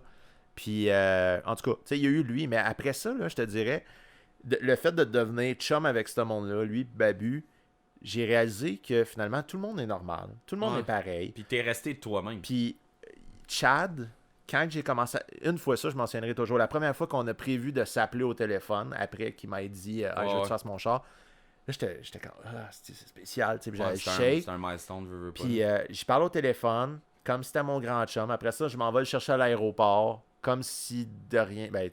6 mois après, je m'en vais le chercher à l'aéroport, puis moi, j'arrive avec ma poignée de main super corpo, tu sais. Puis là, il me pogne dans ses bras, puis tout. Puis là, à partir de ce moment-là, je me suis dit, tout le monde est égal.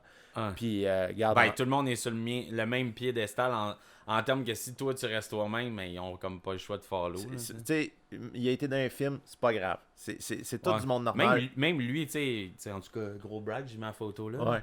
Mais quand tu m'avais introduit avec, on avait eu un gros milestone avec lui, genre. Ouais. Puis moi, j'ai trouvé ça fou parce que c'était plus le moment ensemble du C'était fou, chandail. Comme C'était- ça, j'ai fait, ok, ça, en ce moment, c'est débile.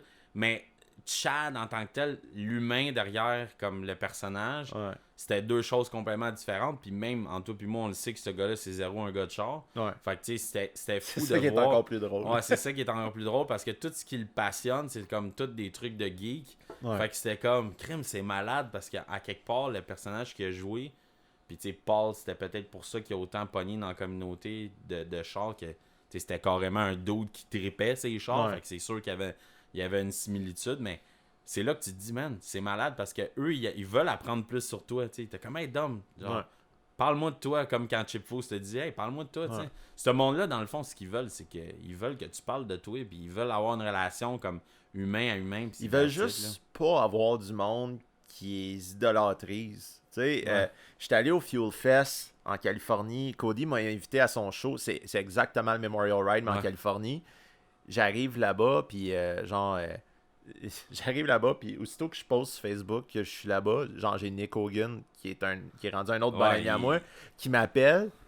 Puis là, après ça, j'arrive là-bas, je croise Tyrese. Puis tu sais, genre de conversation, je me disais ça dans ma tête. Tu sais, je textais Karine, puis je disais, hey, je compterais ça au monde. Le monde, il me dirait, t'es un illuminé. Nick Hogan qui m'appelle quand je sors de la. C'est un gros gars de Supra, pour le monde qui Ouais. ne savait pas, tu sais. Ben, c'est le gars de Hulk Hogan. Ouais, tu c'est sais. le lutteur, un des lutteurs qui a le commercialisé le plus d'affaires. là, Ouais. tu sais. Puis, tu sais, de compter ça, après ça, au monde, le monde va dire que je suis un fucké. Tu sais, Nick Hogan m'appelle quand j'arrive en Californie, je croise Tyrese, c'est comme si de rien n'était. Mais. T'es comme une grosse star. Ben, ton fanbase. Mon fanbase, c'est aux États-Unis. C'est Il est ça, même pas c'est ici. ça. Tu sais, ici, si je parle un peu trop de ce que je fais, je me fais lancer des roches. Mais quand j'étais au Fuel Fest, c'était con au point que moi puis Chad, on débarque là-bas. Puis le monde voulait prendre des photos avec nous autres, mais il y avait plus de monde autour de moi à un certain moment donné que Chad. Puis j'ai trouvé ça tellement comme. C'était Genre, flatteur. C'était flatteur, mais moi, j'étais comme. T'étais pourquoi? pas à l'aise dans Non, peut-être, c'était pas. tu sais. Moi, j'ai pas trippé. Moi, j'ai Ouais. vraiment pas trippé de ce moment-là. Puis aussi, j'ai réalisé. Un moment donné, on est allé dans un genre de gros VIP. C'est une grosse tente là, qu'il y avait. Puis je rentre là. Puis je vois le père de Paul Walker que tu vois dans tous les documentaires. Sa mère était là. Cody était là. Puis j'ai vu comment aux États-Unis, tu sais ce que je disais tantôt, les gens qui idolâtrisent les acteurs, Ouais. whatever. Hey, ça criait son nom non-stop. Je me suis dit, ah, si, admettons, cette personne-là qui se fait genre, que le monde capote quand il le voit, Ouais. tu vas juste le voir et tu dis, hey, salut, man, ça va. Puis tu sais, tu fais juste y jaser comme s'il était une personne normale. C'est pour ça, dans le fond, que après ça, ils te remettent ça, tu sais, puis ils s'intéressent à toi. Puis Ouais, je pense que c'est vraiment juste d'humaniser genre le côté comme crime, c'est une relation personnelle que tu as avec lui. Je pense que eux, ben, tu le vois dans les entrevues, tu sais, plus que tu écoutes des podcasts avec du monde connu ou plus que tu vois ce genre de documentaire-là. Tu sais, la plupart des gens, ce qu'ils veulent, c'est que tu les traites comme n'importe qui, puis tu t'intéresses à eux de la même manière qu'ils veulent s'intéresser à toi. C'est pas juste comme, hey, t'as fait ça, t'as fait ça, t'as fait ça, genre, hey, comment ça va aujourd'hui, Ouais. tu sais, hey, t'as-tu faim, tu sais, des affaires basiques, là, comme. ben, c'est ça qu'on a fait. Tu sais, la fameuse photo de moi avec Chad puis Cody là, au Fuel Fest, c'était après une conversation de même. Puis c'est lui qui arrive et dit, hey, voulez-vous qu'on prenne une photo ensemble? C'est cool, ça. Tu sais, c'est même pas nous autres qui l'a demandé. Puis on a juste, dans le fond, moi, personnellement, j'ai juste vécu mon moment là-bas. Puis j'ai. Ouais, c'est ça qui est nice. Mais je pense que c'est là que tu as commencé à faire le switch que tu parlais plus tôt. Tu as commencé à arrêter de penser qu'il fallait que le monde te dise, hey Dom, ce que tu fais là, c'est cool. Puis là que tu as fait, hey man, moi j'ai la chance de vivre ces moments-là. Puis j'ai la chance de les vivre là en real, pas dans le story de quelqu'un d'autre, dans un Instagram. J'ai même pas le goût de le partager. Je veux pas que ça soit selfish, mais tu sais, tout de suite après le Fuel Fest, moi puis Chad, on est allé au nord de Hollywood. Puis Ouais, vous êtes allé à la maison de. on est allé Fast chez, and bon, on est Furious. allé à la maison de Fast and Furious, qui était genre à 2 pâtés de maison de chez Chad. Mais on est allé chez Rob Cohen. Ah oui, qui c'est vrai. est dans le fond Le gars- réalisateur. le réalisateur de Fast and Furious. Puis, tu sais, j'étais allé chez eux, là, mon téléphone il est resté dans le char de Chad. Tu sais, à un moment donné, là, je me sentais bien mal. J'ai dit, hey, j'ai le morceau du dash de mon Jetta dans le char. Je peux-tu l'amener juste que tu signes? Je me sentais mal, mais j'ai pas pris de photo avec. Ouais. écoute, puis on dirait que ces moments-là, parce qu'à Star, tout le monde a un cellulaire, tout le monde prend des photos. Ça gosse un peu. Mais les moments que tu prends pas de photos puis que t'as pas ton cellulaire, on dirait que c'est ça que tu te souviens le plus clair dans ta tête. Puis Ben ouais, c'est le moment présent. Là. C'est un moment-là là, que j'étais dans son salon, il nous montrait un armoire. Tu sais, moi j'ai un armoire avec des corvettes et une tasse de Chip Foose, mais lui, il y a un armoire que c'est genre, ah, ça, c'est Keanu Reeves qui me l'a donné. J'étais comme, avant qu'il décide de scraper son nom avec Cyberpunk. C'est ça. Puis, tu sais, il arrive et dit, ah, cette planche de surf-là, c'est Paul Walker qui me l'a donné. J'étais comme, Ouais, c'est ça, mais ça c'est fou que tu parles de ça parce que moi, je me pose la question, tu sais, après que tu aies vécu ça, tu sais, c'était probablement comme, pas nécessairement des rêves, mais comme, t'as-tu, genre, en ce moment, une bucket list de dreams ou de rêves que t'as envie de faire, que là, tu te dis, ok, je me prépare à faire ça, j'aimerais ça que ça se réalise. C'est quoi, en ce moment, les prochains goals de Dom Dubreuil, genre? Dom, la personne, puis Dom, le personnage Instagram, mettons. écoute, mettons qu'on prend les deux personnes et on les met ensemble. Je pourrais même pas te sortir spontanément un life goal que j'ai, à part ce que je me répète depuis 2-3 ans, puis on dirait qu'on a tout le temps les bâtons dans les roues. Là. Amener le foutu char en Californie, moi puis Chad, juste pour boucler la boucle, tu sais. Ouais, fermer le livre de c'est fait, puis ça a été parce fait. Parce que honnêtement, mon seul rush que j'ai en ce moment avec le Jetta, mettons, c'est d'amener le Jetta en avant de la maison avec Chad, faire une petite vidéo, dire qu'on l'a fait, puis closer la boucle sur le personnage, tu sais. Ouais, fermer le livre que tu parlais de Fast and Furious, genre. Ouais, de tout ça, puis de tout le projet Bring Back Jesse qui a commencé en 2016. Ouais. Passer à d'autres choses. J'ai pas de life. C'est con, j'ai pas de life goal. J'ai pas de. C'est correct. Non, mais tu sais. Tu vis jour le jour, ou peut-être mois au mois. Ou... Tu sais, je trouve ça con parce que dire je vis au jour le jour, non, je vis pas d'une roulotte dans un parking de Walmart. Mais tu sais, écoute, c'est con, mais la situation qu'on a vécue au courant de la dernière année m'a fait réaliser que amuse-toi. Puis tu sais, ce que tu peux faire, ben fais-le comme. Regarde, j'ai recommencé à faire du vélo. Ça faisait 20 ans que j'avais pas fait de descente. Puis, c'est cool. J'ai embrace it. J'ai racheté un gros bicycle. Puis, tu sais, on en parlait peut-être d'en faire ensemble cette année. À Star, c'est ça qui me drive. Tu sais, j'ai du fun au bout. Quelque chose qui te drive autre que de. Puis autre que les chars. Moi, c'est parce que. Puis ça, c'est plate aussi parce que à Star, de plus être dans les chars, tu sais, de me retirer des chars, c'est comme prendre des vacances quand t'as une job. T'sais? Ouais, c'est vrai, c'est ça. C'est un peu ça parce que veux pas. Tu sais, on n'en a pas vraiment parlé de ton Instagram, de ta routine, mais tu sais, ça implique combien d'heures semaine, genre, gérer un compte de 240 000 followers? C'est de gérer, parce que aussi, tu sais, tu as un algorithme qu'il faut que tu travailles avec. Il y a bien des gens... Tu comprends le côté marketing de la chose. C'est ça, parce que, tu sais, si tu fais ça par passion, tu sais, puis tu as du fun, fait que oui, je mets une photo de temps en temps, puis c'est correct, mais le deal en arrière de ça, c'est que Instagram... Si tu veux que ta page continue d'avoir des chiffres, parce que moi, c'est même pas pour le fun, c'est même pas pour partager. Là, dans le fond, je te dis secret. Mais il faut que tu postes une photo par jour. Il faut que tu fasses au moins 2 stories par jour. Il faut que tu fasses un reel aussi. Si tu fais pas ces affaires-là, ton contenu ressort pas. Ouais. Mais moi, c'est pas pour avoir l'appréciation des gens par des likes. C'est pour avoir les chiffres, pour les présenter aux compagnies, pour pouvoir... Ouais, mais comme tu as dit, c'est une business. C'est une business, puis... C'est lourd, ça n'a pas de sens. Ben, tu sais, on en parle côté personnel, tu sais, ensemble, mais tu sais, si on exclut le fait que je suis au courant, tu sais, c'est la prochaine étape, dans le fond, pour pouvoir passer aux côtés des grands de ce monde qui sont dans les millions, puis que, tu sais, ton chum Tavarish, tu sais, toi, Paquin, tu l'écoutes pas mal, là, The Real Tavarish sur YouTube, mais, tu sais, pour arriver dans l'école de ça, de dire, OK, on a notre propre garage, on commence à construire ça le life goal dans le fond. Ouais, c'est ça ton prochain milestone, c'est de te dire je veux me bâtir ma propre business à cause du brand que j'ai bâti, d'avoir un garage, de pouvoir faire mes projets, de pouvoir faire mes vidéos YouTube. Tu sais, c'est la prochaine étape, veux pas, mais tu sais, t'es-tu comme rendu au point que tu te dis crème, je check là. Tu sais, la fameuse phrase que j'ai dit en introduction de ce concept-là de podcast, mais qu'est-ce que tu dirais genre à ce kid-là, tu sais, le petit Dom, genre. Tu sais, si tu pouvais le rencontrer aujourd'hui, le Dom qui brag qui allait avoir une Corvette, genre, à ses chums au secondaire, qu'est-ce que t'aurais envie de dire, genre? Que, dans le fond, peu importe ce que tu veux, il faut pas que tu te retiennes, puis même si tu pousses un petit peu, puis d'un fois, tu t'en mets un peu épais, si tu y crois, tu sais, comme moi, là, je l'avais pas à Corvette, mais j'y croyais. je l'ai eu. Ouais, T'sais, c'est ça qui est fou, hein. Peut-être que c'est un petit peu de menterie, en v'là 20 ans, 25 ans, cette affaire-là, mais regarde, aujourd'hui, là, tu repasseras un tape de moi qui dit ça, je mentais pas, je l'ai. Ouais, c'est vrai, c'est vrai. Mais tu sais, de se mettre des buts puis de pas les lâcher jusqu'à un certain point que tu y crois. Mais faut pas que ça soit juste pour braguer puis tu le fais jamais. Ouais. Il faut que tu le fasses, il faut que tu travailles pour y arriver, mais si tu pousses assez puis tu focuses le plus possible, ça va y arriver. Ouais. C'est le plus important, puis il faut pas que tu te laisses arrêter par les obstacles, par l'argent, whatever, par les commentaires des gens. Tu le fais. Tu fonces, puis moi, c'est ça que j'ai fait. Puis à un moment donné, quand j'ai commencé à arrêter de penser à ce que les autres pensent de moi, c'est là que j'ai commencé à avancer, puis aussi d'arrêter de perdre ton temps à peut-être critiquer ou peut-être embarquer dans des chicanes. Tu sais, sur Facebook, il y a tout le temps des posts de gens qui chialent, de pas s'arrêter à ça. Si tu propages du positif le plus possible, automatiquement, tu vas avoir un impact, tu vas avoir un retour. Ça fait, honnêtement, là, avant, j'étais quelqu'un qui se fâchait facilement, tu sais, puis qui embarquait dans toutes les affaires où que... Ouais, la merde là, de C'est ça, Facebook. à cette heure, là, si t'es moindrement positif avec les gens peuvent pas rien dire contre toi. C'est ça, ils ont pas rien contre toi, tu sais. Puis anyway, tu te sens mieux toi-même, à force de dire juste du positif, puis d'être tout le temps propagé du heureux. Du bonheur. Ben, comme on a deux mots dans ce podcast-là qui n'existent pas.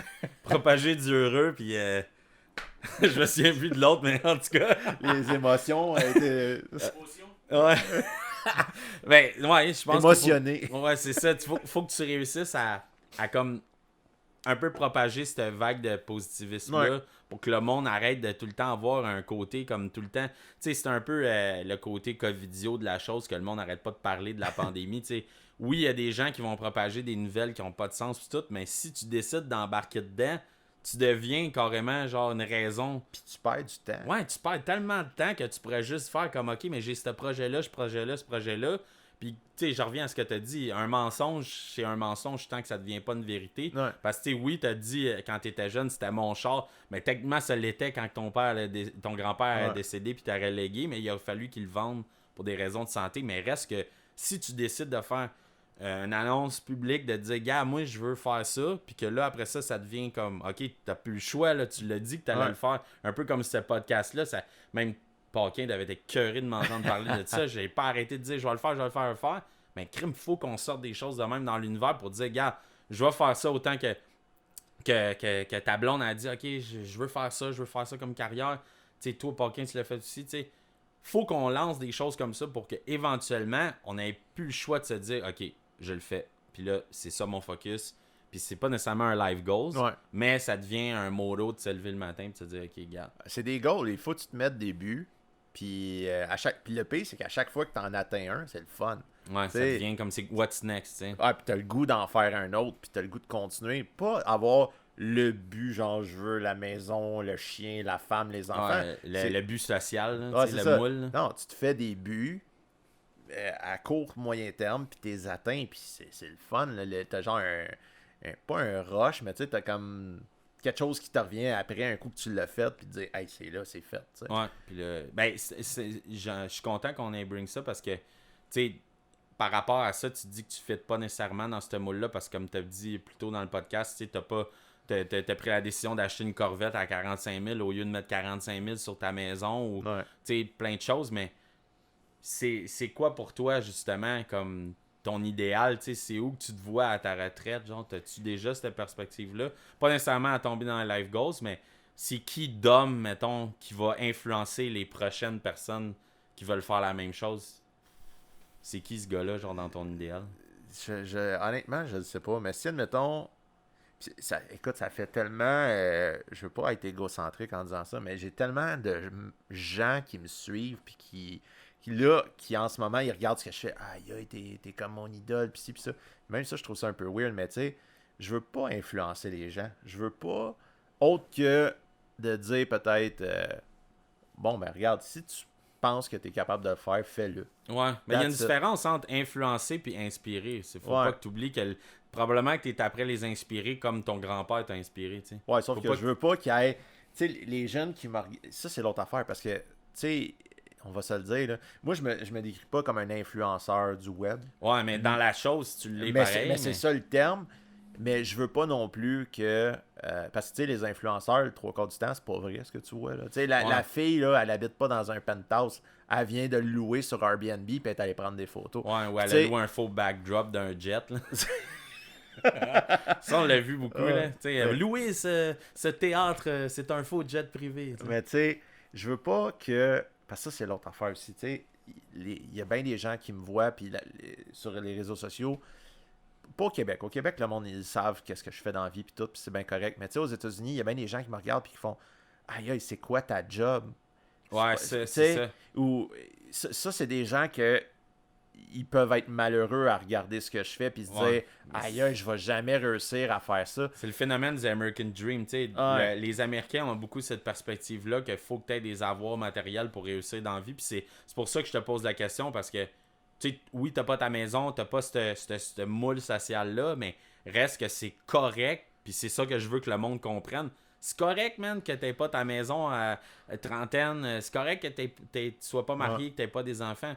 Faut que le monde arrête de toujours comme associer un chiffre à une réussite, genre. C'est comme des plateaux à atteindre. Ouais, mais ça c'est- fait pas de sens. faut, là. faut pas que tu te bases là-dessus. Puis... Mais dans mon cas, moi, ce qui me fait peur, c'est que tu sais, il y a bien des gens qui comprennent pas que non, c'est pas ma job qui me permet de me payer ça. Je travaille beaucoup plus que 40 heures semaine. C'est pas du 9 à 5, c'est pas du lundi au vendredi. Puis aussi, l'autre affaire, prenez-vous pas des prêts personnels pour vous faire des chars. Tu sais, c'est Ouais. pas de même ça marche. Puis il y a bien des gens qui pensent que c'est ça. Non, c'est tu travailles, tu as une audience, il y a des sponsors, tu travailles avec des compagnies, tu travailles 7 jours sur 7, puis même dans la nuit, si, admettons, il faut que je pose de quoi à minuit, je le fais, puis tu sais, il y a l'envers de la médaille, tu sais, ça peut, il y a bien des gens qui savent pas c'est quoi, puis ça, il y a des personnes C'est qui vont- toxique, la limite. Là. c'est ça, puis il y a des gens qui vont se dire aïe, aïe, mais comment que je peux faire ça avec ma job, puis comment je peux y arriver, puis là, ces gens-là sont tout le temps malheureux, mais tu sais, Ben, ils recherchent la validation qu'on parlait tout à l'heure. Tu sais. C'est un peu un couteau à double tranchant parce que oui, tu as besoin de followers pour pouvoir faire marcher la machine. Mais au début, si c'est authentique, puis tu sais, je me souviens de ça, puis probablement même pas que Mike Ward s'en souvient quand il a parti son podcast, mais il a dit man, si tu le pars pour justement être populaire, t'as oublié la raison pourquoi tu l'as parti. Tu sais, lui, il s'est dit ok, moi je veux faire ça. Puis moi, même chose, quand j'ai parti ce projet-là, c'était comme je veux juste parler avec mes chums, puis avoir du fun, puis parler de leurs affaires que le monde ne savent pas. Mais ça serait quoi, mettons, ton conseil à quelqu'un qui voudrait faire la même chose? Wow. Je le sais pas. Sérieux, parce que c'est pas de quoi qui est tout le temps rose. C'est pas tout le temps de quoi qui est tout le temps. Ouais, parce que t'as vécu de la merde, là, mon gars. On n'en parlera pas, là, mais on va se le C'est- dire, là, t'as été stressant en esti dans ta vie. Là. Écoute, j'ai drivé, tu sais, j'ai été fuelé au stress pendant tellement longtemps.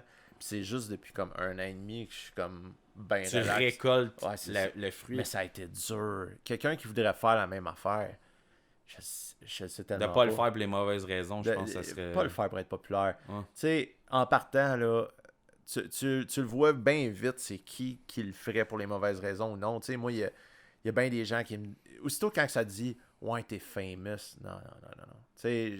T'as travaillé pour des chiffres. C'est un peu ça, c'est du data gathering que t'as fait, tu sais. T'as Honnêtement- compris la machine, tu sais. Ouais, puis honnêtement, là, si sur mon Instagram, c'était marqué 2000 abonnés, là, puis j'aurais le même retour en termes de business puis en termes de contrat, C'est un win. je serais autant heureux. Ouais, là. c'est ça. C'est pas le nombre de likes sur un post ou le nombre de followers que tu as qui change de quoi.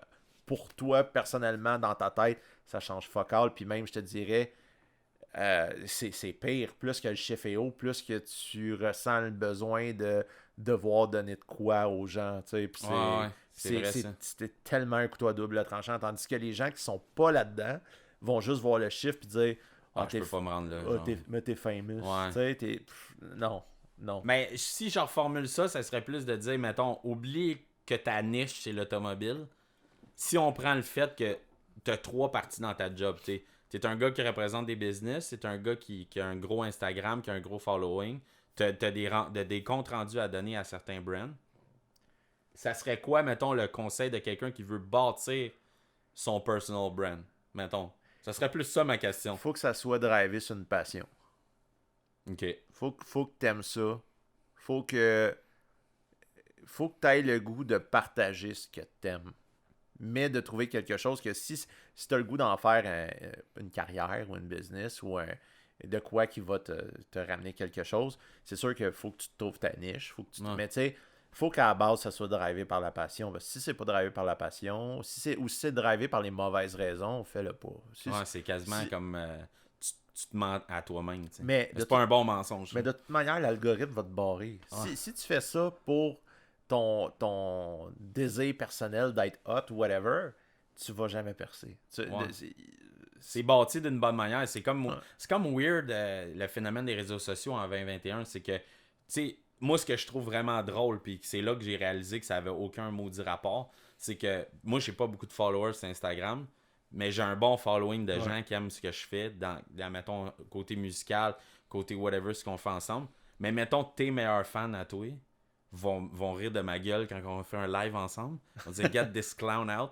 Mais genre, on va faire des projets ensemble. Moi, la validation que je recherche, c'est le côté design que j'ai fait, c'est cool. Mais il y a tes meilleurs fans, ils savent je suis qui.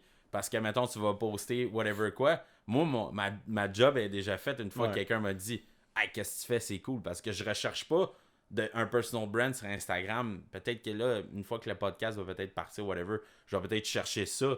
Mais je recherche pas la même chose que, mettons, une fille qui a 18-19 ans qui veut promote du make-up.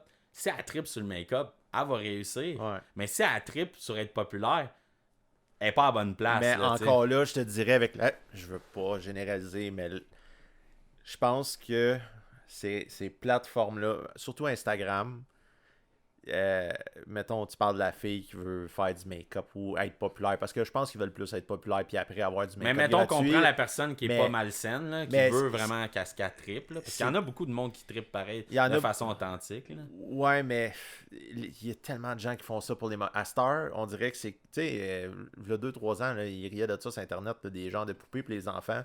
L'influenceuse, elle venait avec son propre petit cellulaire. Ouais, c'est vrai. Tu sais... J'avais vu ça c'est cave. Mais là, c'est ça le problème. C'est parce que là, en ce moment, il y a bien des jeunes qui voient ça puis qui pensent qu'ils peuvent percer. Mais c'est parce que l'affaire, c'est... Moi, j'ai l'impression, personnellement, que ces plateformes-là, si t'as réussi dessus, t'as réussi, bravo, mais ça va être dur à Star pour des nouveaux de percer. Puis, c'est con, je le réalise sur YouTube. Tu sais, ça fait 1 an que j'ai parti ma chaîne. Ouais, c'est cool ça. Hey, man, pour vrai, ça, congrats, parce que c'est tough, surtout dans ton milieu. Là. C'est dur. Tu sais, c'est dur de percer. Il faut que tu sois viral au moins une fois, puis c'est dur, puis il y a du monde qui essaie de faire d'avoir une job avec YouTube. J'essaie, écoute, mon hustle, c'est non-stop, mais j'ai l'impression d'être vraiment, comment je pourrais te dire ça, en retard dans le bateau. Ouais, c'est vrai de ça. C'est un peu le phénomène TikTok où que, tu sais, le monde qui ont parti la vague au début, parce que nous, on a connu Vine, là, qui était, selon moi, 100 fois meilleur, là, parce que c'était très humoristique plus que publicitaire, mais TikTok est arrivé avec un phénomène que comme, hey, on peut faire du gros proposal de ad là-dessus, puis tout, puis tu sais, moi, c'est la même impression que j'ai que toi. Ouais. On dirait qu'on a manqué le bateau, mais en même temps, tu sais, il y a peut-être du monde qui vont écouter ce podcast-là sur YouTube, puis ça va peut-être boomer, puis on le sait pas, puis moi, j'ai parlé avec bien du monde de marketing parce qu'avec ma job au stage, j'ai la chance de parler avec bien du monde comme qui travaille pour des compagnies puis ils produisent du contenu pour ces compagnies-là. Puis le conseil qu'ils m'ont souvent dit, il dit si tu as le sentiment qu'il t'est arrivé trop tard, c'est parce que t'es pas arrivé avec le bon concept en retard. Tu sais, tu peux arriver en retard dans le bateau, mais avec de quoi de sick, puis que le monde va faire crime, il manquait ça, tu sais. Souvent, tu vois le monde, genre, ils disent hey man, c'est malade ce que t'as fait avec tel char. Mais le char, c'était un 2000. Ouais. Tu sais, tu comprends? Fait que ça peut être contradictoire, mais je comprends ton j'ai quand même... L'affaire, c'est que c'est long à... YouTube, quand tu te fais mettons, tu décides de dire, je vais être un YouTuber automobile.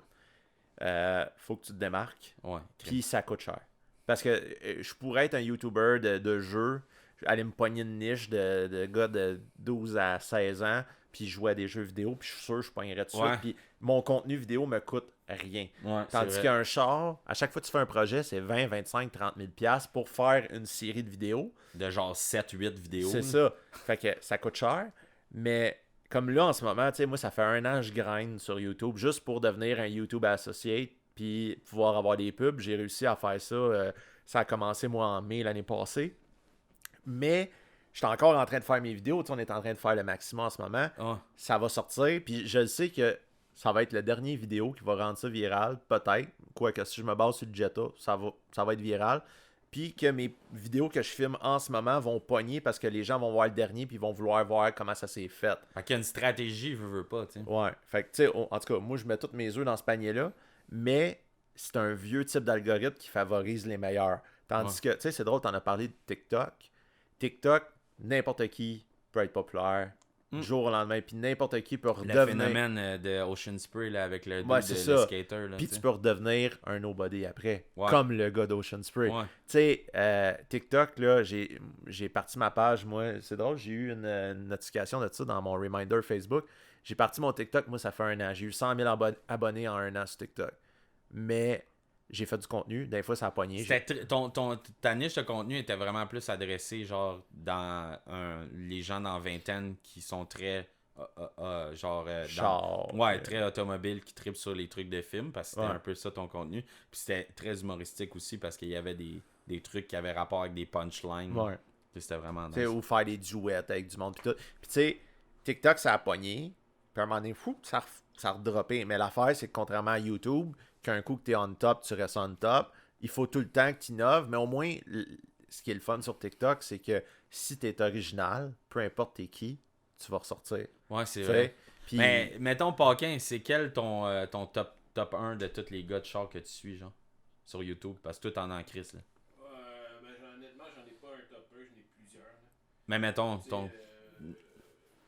tu vas avoir TJ Hunt, Ouais, Didi qui est cool, qui est ici. ouais. Daily Driving Exotic. Ouais, exactement. Tom Harris, Ouais. Stradman. Ça dépend, tu sais, ça dépend du vibe que j'ai. Mais tu vas toutes les écouter. Tu comprends? Ouais. Moi, mon point de te dire ça, c'était pas pour comme brag que je connaissais déjà la réponse, mais il n'y a pas un de ses préférés parce que si tu prends comme, C'est mettons... tout du contenu différent. Ouais, c'est ça mon point, c'est qu'il y a de la place pour tout le monde. Souvent, le monde va dire « Ah, je peux pas faire ça, telle personne l'a fait. » Mais crime, mettons, ça va être le seul segment qu'on va parler de la pandémie. Là. Mais quand que la pandémie a commencé, là, puis que les artistes ont commencé à perdre leur job, moi, j'aime bien gros l'humour. Il y a bien des humoristes qui ont fait crime, on peut plus faire de show. Là, il y avait Phil Roy qui avait sorti le Wi-Fi Comedy Club, tout ça. Puis ça, le monde, tu sais, il y a bien des humoristes qui sont pas d'accord avec ça, mais moi, je suis d'accord du fait que dire crime, imagine, là, arrête de consommer de l'art pendant 1 mois, là. Tu vas te rendre compte, là, puis ça peut aller même jusqu'au vidangeur dans la rue, là. Arrête de penser que les arts, c'est inutile. Pendant que tu étais chez vous à rien faire, t'as écouté ces YouTubers-là, ça t'a donné du contenu, puis ça t'a changé les idées, puis ça t'a permis de traverser le premier lockdown, puis c'est Comme pas le Matt deuxième. Duff, là. Matt Duff sur Instagram, là, c'était débile, là. Tu sais, le gars, Mais c'était cool son contenu. C'était cool, tu sais. Il était avec Véronique Cloutier, puis il faisait ça, puis écoute, d'avoir, genre, il n'y avait pas beaucoup d'abonnés dans le temps, il y avait en bas de 100 000, mais il y avait 8000 personnes qui écoutaient ça. Ses lives sont absolument n'importe quoi. T'as-tu vu ses chasses au trésor qu'il a fait? Moi, je le suis bien gros, là. J'aime bien ce qu'il fait, mais c'est là que je me dis, crime, t'as ta place, mais tu vois, toi, tu le vois d'un œil extérieur, puis tu te dis, ah, crime, je suis pas rendu là, genre. Ouais. Mais t'as fait la même chose avec ton Instagram. T'es parti d'en bas, t'es rendu au top. Tu sais, t'as maîtrisé une machine. Là, tu t'en vas sur YouTube, tu pars. Comme t'as dit, là, tu disais, 16 000, là j'ai commencé à faire. OK, là, sur Instagram, j'ai compris comment ça marchait, mais YouTube, tu sais, ça va peut-être te dire, mec, je suis rendu à, mettons, comme, mis à part, là, notre projet qu'on a ensemble, là, mais, tu sais, TJ Hunt, c'est un gars que moi pis toi, on fait comme, OK, ce qu'il fait, c'est cool, mais c'est cool parce qu'il y a une Ferrari, tu sais. Tu comprends, je veux dire? C'est cool ce qu'il fait, j'adore ce qu'il fait, mais ça reste qu'il n'y a pas de place au Québec pour du monde. Il n'y a pas de TJ Hunt au Québec. Puis le gars, il est montréalais. Oui, je sais, mais en plus, c'est ça qui est fucked up. Mais sauf qu'il n'y en a pas ici. Ouais. Mais pourquoi tu penses qu'il a sacré son camp? Tu sais, c'est un peu ça qui est weird. Genre, je me dis, on a un peu la même vision là-dessus que, tu sais, mettons qu'on conclut sur ton volet de char, de ce que toi tu voudrais faire. La raison pourquoi tu veux tourner ta page de Fast and Furious, c'est un peu pour ça, parce que tu veux que le monde reconnaisse que tu es un businessman. Tu comprends comment ça marche faire de la business dans l'automobile. Tu sais comment te valoriser les compagnies. Tu sais comment bâtir des projets. Fait que dans le fond, la conclusion de tout ce parcours-là que tu as, c'est que tu as compris la machine comment qu'elle fonctionne pour pouvoir bâtir des projets de même. Fait que, tu sais, tu fais partie de ce monde-là sans avoir la valorisation de YouTube. Mettons que tu n'as peut-être pas 100, 200, 300 000 abonnés comme tu as sur Instagram, sur YouTube, mais reste que tu es capable de faire marcher ça, puis ça fonctionne. C'est vraiment ça, je pense, qui est fou. C'est débile. Moi, je trouve ça débile que tu aies réussi à faire ça. Écoute, le pire là-dedans, là, c'est que je me souviens, la fois que j'ai le plus célébré, puis je me souviens du moment, que j'ai le plus célébré le chiffre qui change. Parce que, tu sais, à chaque fois que tu changes de, mettons, 1000... La braquette, là. Ouais, mettons, tu changes de 1000 sur Instagram, c'est hot. Ou quand il y a un chiffre qui se rajoute, c'est hot, tu sais. Ou quand tu n'as plus les chiffres, tu n'as plus de virgule. C'est juste comme, tu sais. Mais, fouille-moi pourquoi je me souviens de ça, là. C'est, dans le temps, je niaisais ma blonde avec ça parce qu'elle avait comme 50 000 abonnés. Puis elle était quand même populaire. Puis j'étais le premier à dire, ah, t'es Instagram famous. Puis je la niaisais, tu sais. Puis... C'était de la psychologie inversée. Exactement. Puis là, il y a un moment donné, je dis, hey, je vais commencer à partager la Eclipse, tu sais, ce que je fais avec. Puis ça a comme pogné un peu. Puis là, il y a eu un soir, je me souviens, juste avant d'aller me coucher, j'étais assis sur le bord de mon lit, là. J'ai eu 3000 abonnés. J'étais comme, sur YouTube, tu parles? Non, sur Instagram? Ah ouais? Mon 3000 abonnés, fouille-moi pourquoi je me souviens de ça, là, je capotais. Je pense que c'était à peu près un mois après que j'aille commencé ça. Puis ça a été la fois que j'ai été le plus reconnaissant de... C'est pas quand j'ai eu... Oui, je suis un petit peu content quand j'ai eu 200, là un mois et demi, là, mais... C'était fou pareil, ça. Parce que ça avait explosé, genre de comme à coup de 1000, là. J'ai eu un boom. Cet hiver, là, décembre, regarde là, je pense que c'était le 12-13 décembre, j'étais à 190. Puis là, en ce moment, j'étais à 234. C'est fou. Puis il y a eu un bout, là. Ça n'a pas rapport. En plus, mis à part, là, c'est pas pour parler de l'affaire de carrière tout à l'heure, mais en plus, t'as été vérifié parce qu'il y a quelqu'un qui avait parti un faux compte de toi. Ouais, puis le pire, c'est que le timing est tellement drôle. Puis j'en ris de ça, puis Karine a ri de moi à côté. Il y a un moment donné que j'ai été shadowban sur Instagram. Puis ça, shadowban, ceux qui ne savent pas c'est quoi, c'est que peu importe les hashtags que tu mets, quand tu cliques sur le hashtag, tes photos sortent pas. Okay. Ou tes photos sortent pas dans le feed. Tu sais, c'est comme une légende urbaine à être shadowban, mais ça existe pas vrai. Ouais, c'est pour t'empêcher de faire du mauvais contenu. Là. Ouais, ou tout court, parce que tu sais, mettons, là, tu copy-paste tout le temps le même caption. Un moment donné, tu disparais. Puis ça m'est arrivé l'année 2018, fin 2019. Puis là, mes photos, il y avait pas ça pognait pas de traction, reach, ça reachait plus. Puis là, j'étais comme, je suis tanné. Puis j'ai fait un post, puis je l'ai encore dans mes archives sur Instagram. Là, puis je l'ai juste archivé, je l'ai pas délité. J'ai fait, garde, c'est fini, j'arrête Instagram. Puis j'étais comme à 100... Ça faisait un an que j'étais à peu près à 125 000 abonnés. Ça bougeait pas, hein? Ça bougeait pas. Puis je fais ce post-là. Puis en plus, il y avait un dude qui avait fait un autre compte, un faux compte de moi. Parce que dû au fait que, tu sais, on a fait les affaires avec Reach Out Worldwide, on s'est associé avec des acteurs. Comme malsain. Il aurait pu faire de la corruption avec ça. Parce que, tu sais, souvent, je pousse Reach Out. Je dis, hey, allez donner un peu à Reach Out quand c'est, mettons, l'anniversaire à Paul Walker ou des affaires même. Tu sais, j'essaie de pousser ça. Puis là, j'étais comme, fuck that. Puis ça faisait un bout de temps, j'essayais d'être verified pour justement. Pour empêcher ces genres d'affaires-là. Je ferme mon compte pendant, je pense, 2 jours. Puis là, je recevais des emails. Puis là, on me disait, non, on aime ça ton contenu. Puis tout. Je réactive mon compte. Ça repogne de l'attraction. 2 jours après, la compte tombe verified. J'étais comme, what the fuck, qu'est-ce qui se passe? Puis un coup que je suis tombé verified, je te le dis, ça a comme parti. Puis aussi, l'autre affaire, c'est les contrats. Les compagnies veulent tellement s'associer à toi. C'est différent. La manière que tu pitches tes demandes de commandite. Ah, c'est fou. Ça a ouvert des portes. Puis à partir de ce moment-là, j'ai comme vraiment retombé sur Instagram. J'ai continué à faire du contenu, sauf que je l'ai fait d'une manière stratégique en pensant business. Un post par jour, tu spammes pas le monde, t'étais à la bonne place, comme c'était comme authentique comment tu voulais le produire. Ouais. T'as comme une manière. Fait tu sais, dans le fond, toi, t'as déjà ça, comme je le sais parce que je te connais, là, mais pour que le monde le sache, tu t'es rendu là parce que t'avais une structure aussi, puis tu sais quand tu postes tes affaires. C'est bien important. Puis... c'est fou. Justement, en parlant de ça, pour conclure là-dessus, c'est où qu'on peut te suivre? T'es où? T'es YouTube, Instagram, c'est quoi tes comptes? Dans le fond... On va en parler, t'inquiète pas, sur la vidéo, la technology. Technology, fait que juste ici. Non, ici, c'est le centre. Domdub sur Instagram, DOM_DUB sur... non, pas Twitter. YouTube. YouTube, Domdub, DOMDUB, pas d'underscore. Puis sur Facebook, dans la barre de recherche, tu tapes Domdub ou Dominique Dubreuil. Je suis le premier en haut. Ouais, Car Builder, je pense, ta page. Ouais, président du Canada. Puis si tu voulais justement faire un statement comme tu as fait avec Cheap Foos, que vu que ça va rester sur YouTube, puis que je vais pouvoir te faire chier avec vu que c'est recordé, comme disait Falquin tout à l'heure. La tasse comme thumbnail. Ouais, c'est ça. Mais c'est quoi que tu voudrais comme te pousser dans le cul, excuse-moi l'expression, mais de faire, genre, c'est quoi qu'on se dit, mettons, c'est quoi ta prochaine affaire? Mon next goal? Ouais, mettons, on commit sur de quoi live là, pour conclure. Là. Le local pour créer du contenu. Fait que le house, le Onegin style. Le Onegin Style, Canada, Québec, que t'as pas le choix de faire partie de ça. Yes sir, cheers là-dessus, Yes, man. cheers à distance. Merci encore tout le monde, puis yes sir, merci pour le podcast, à la prochaine.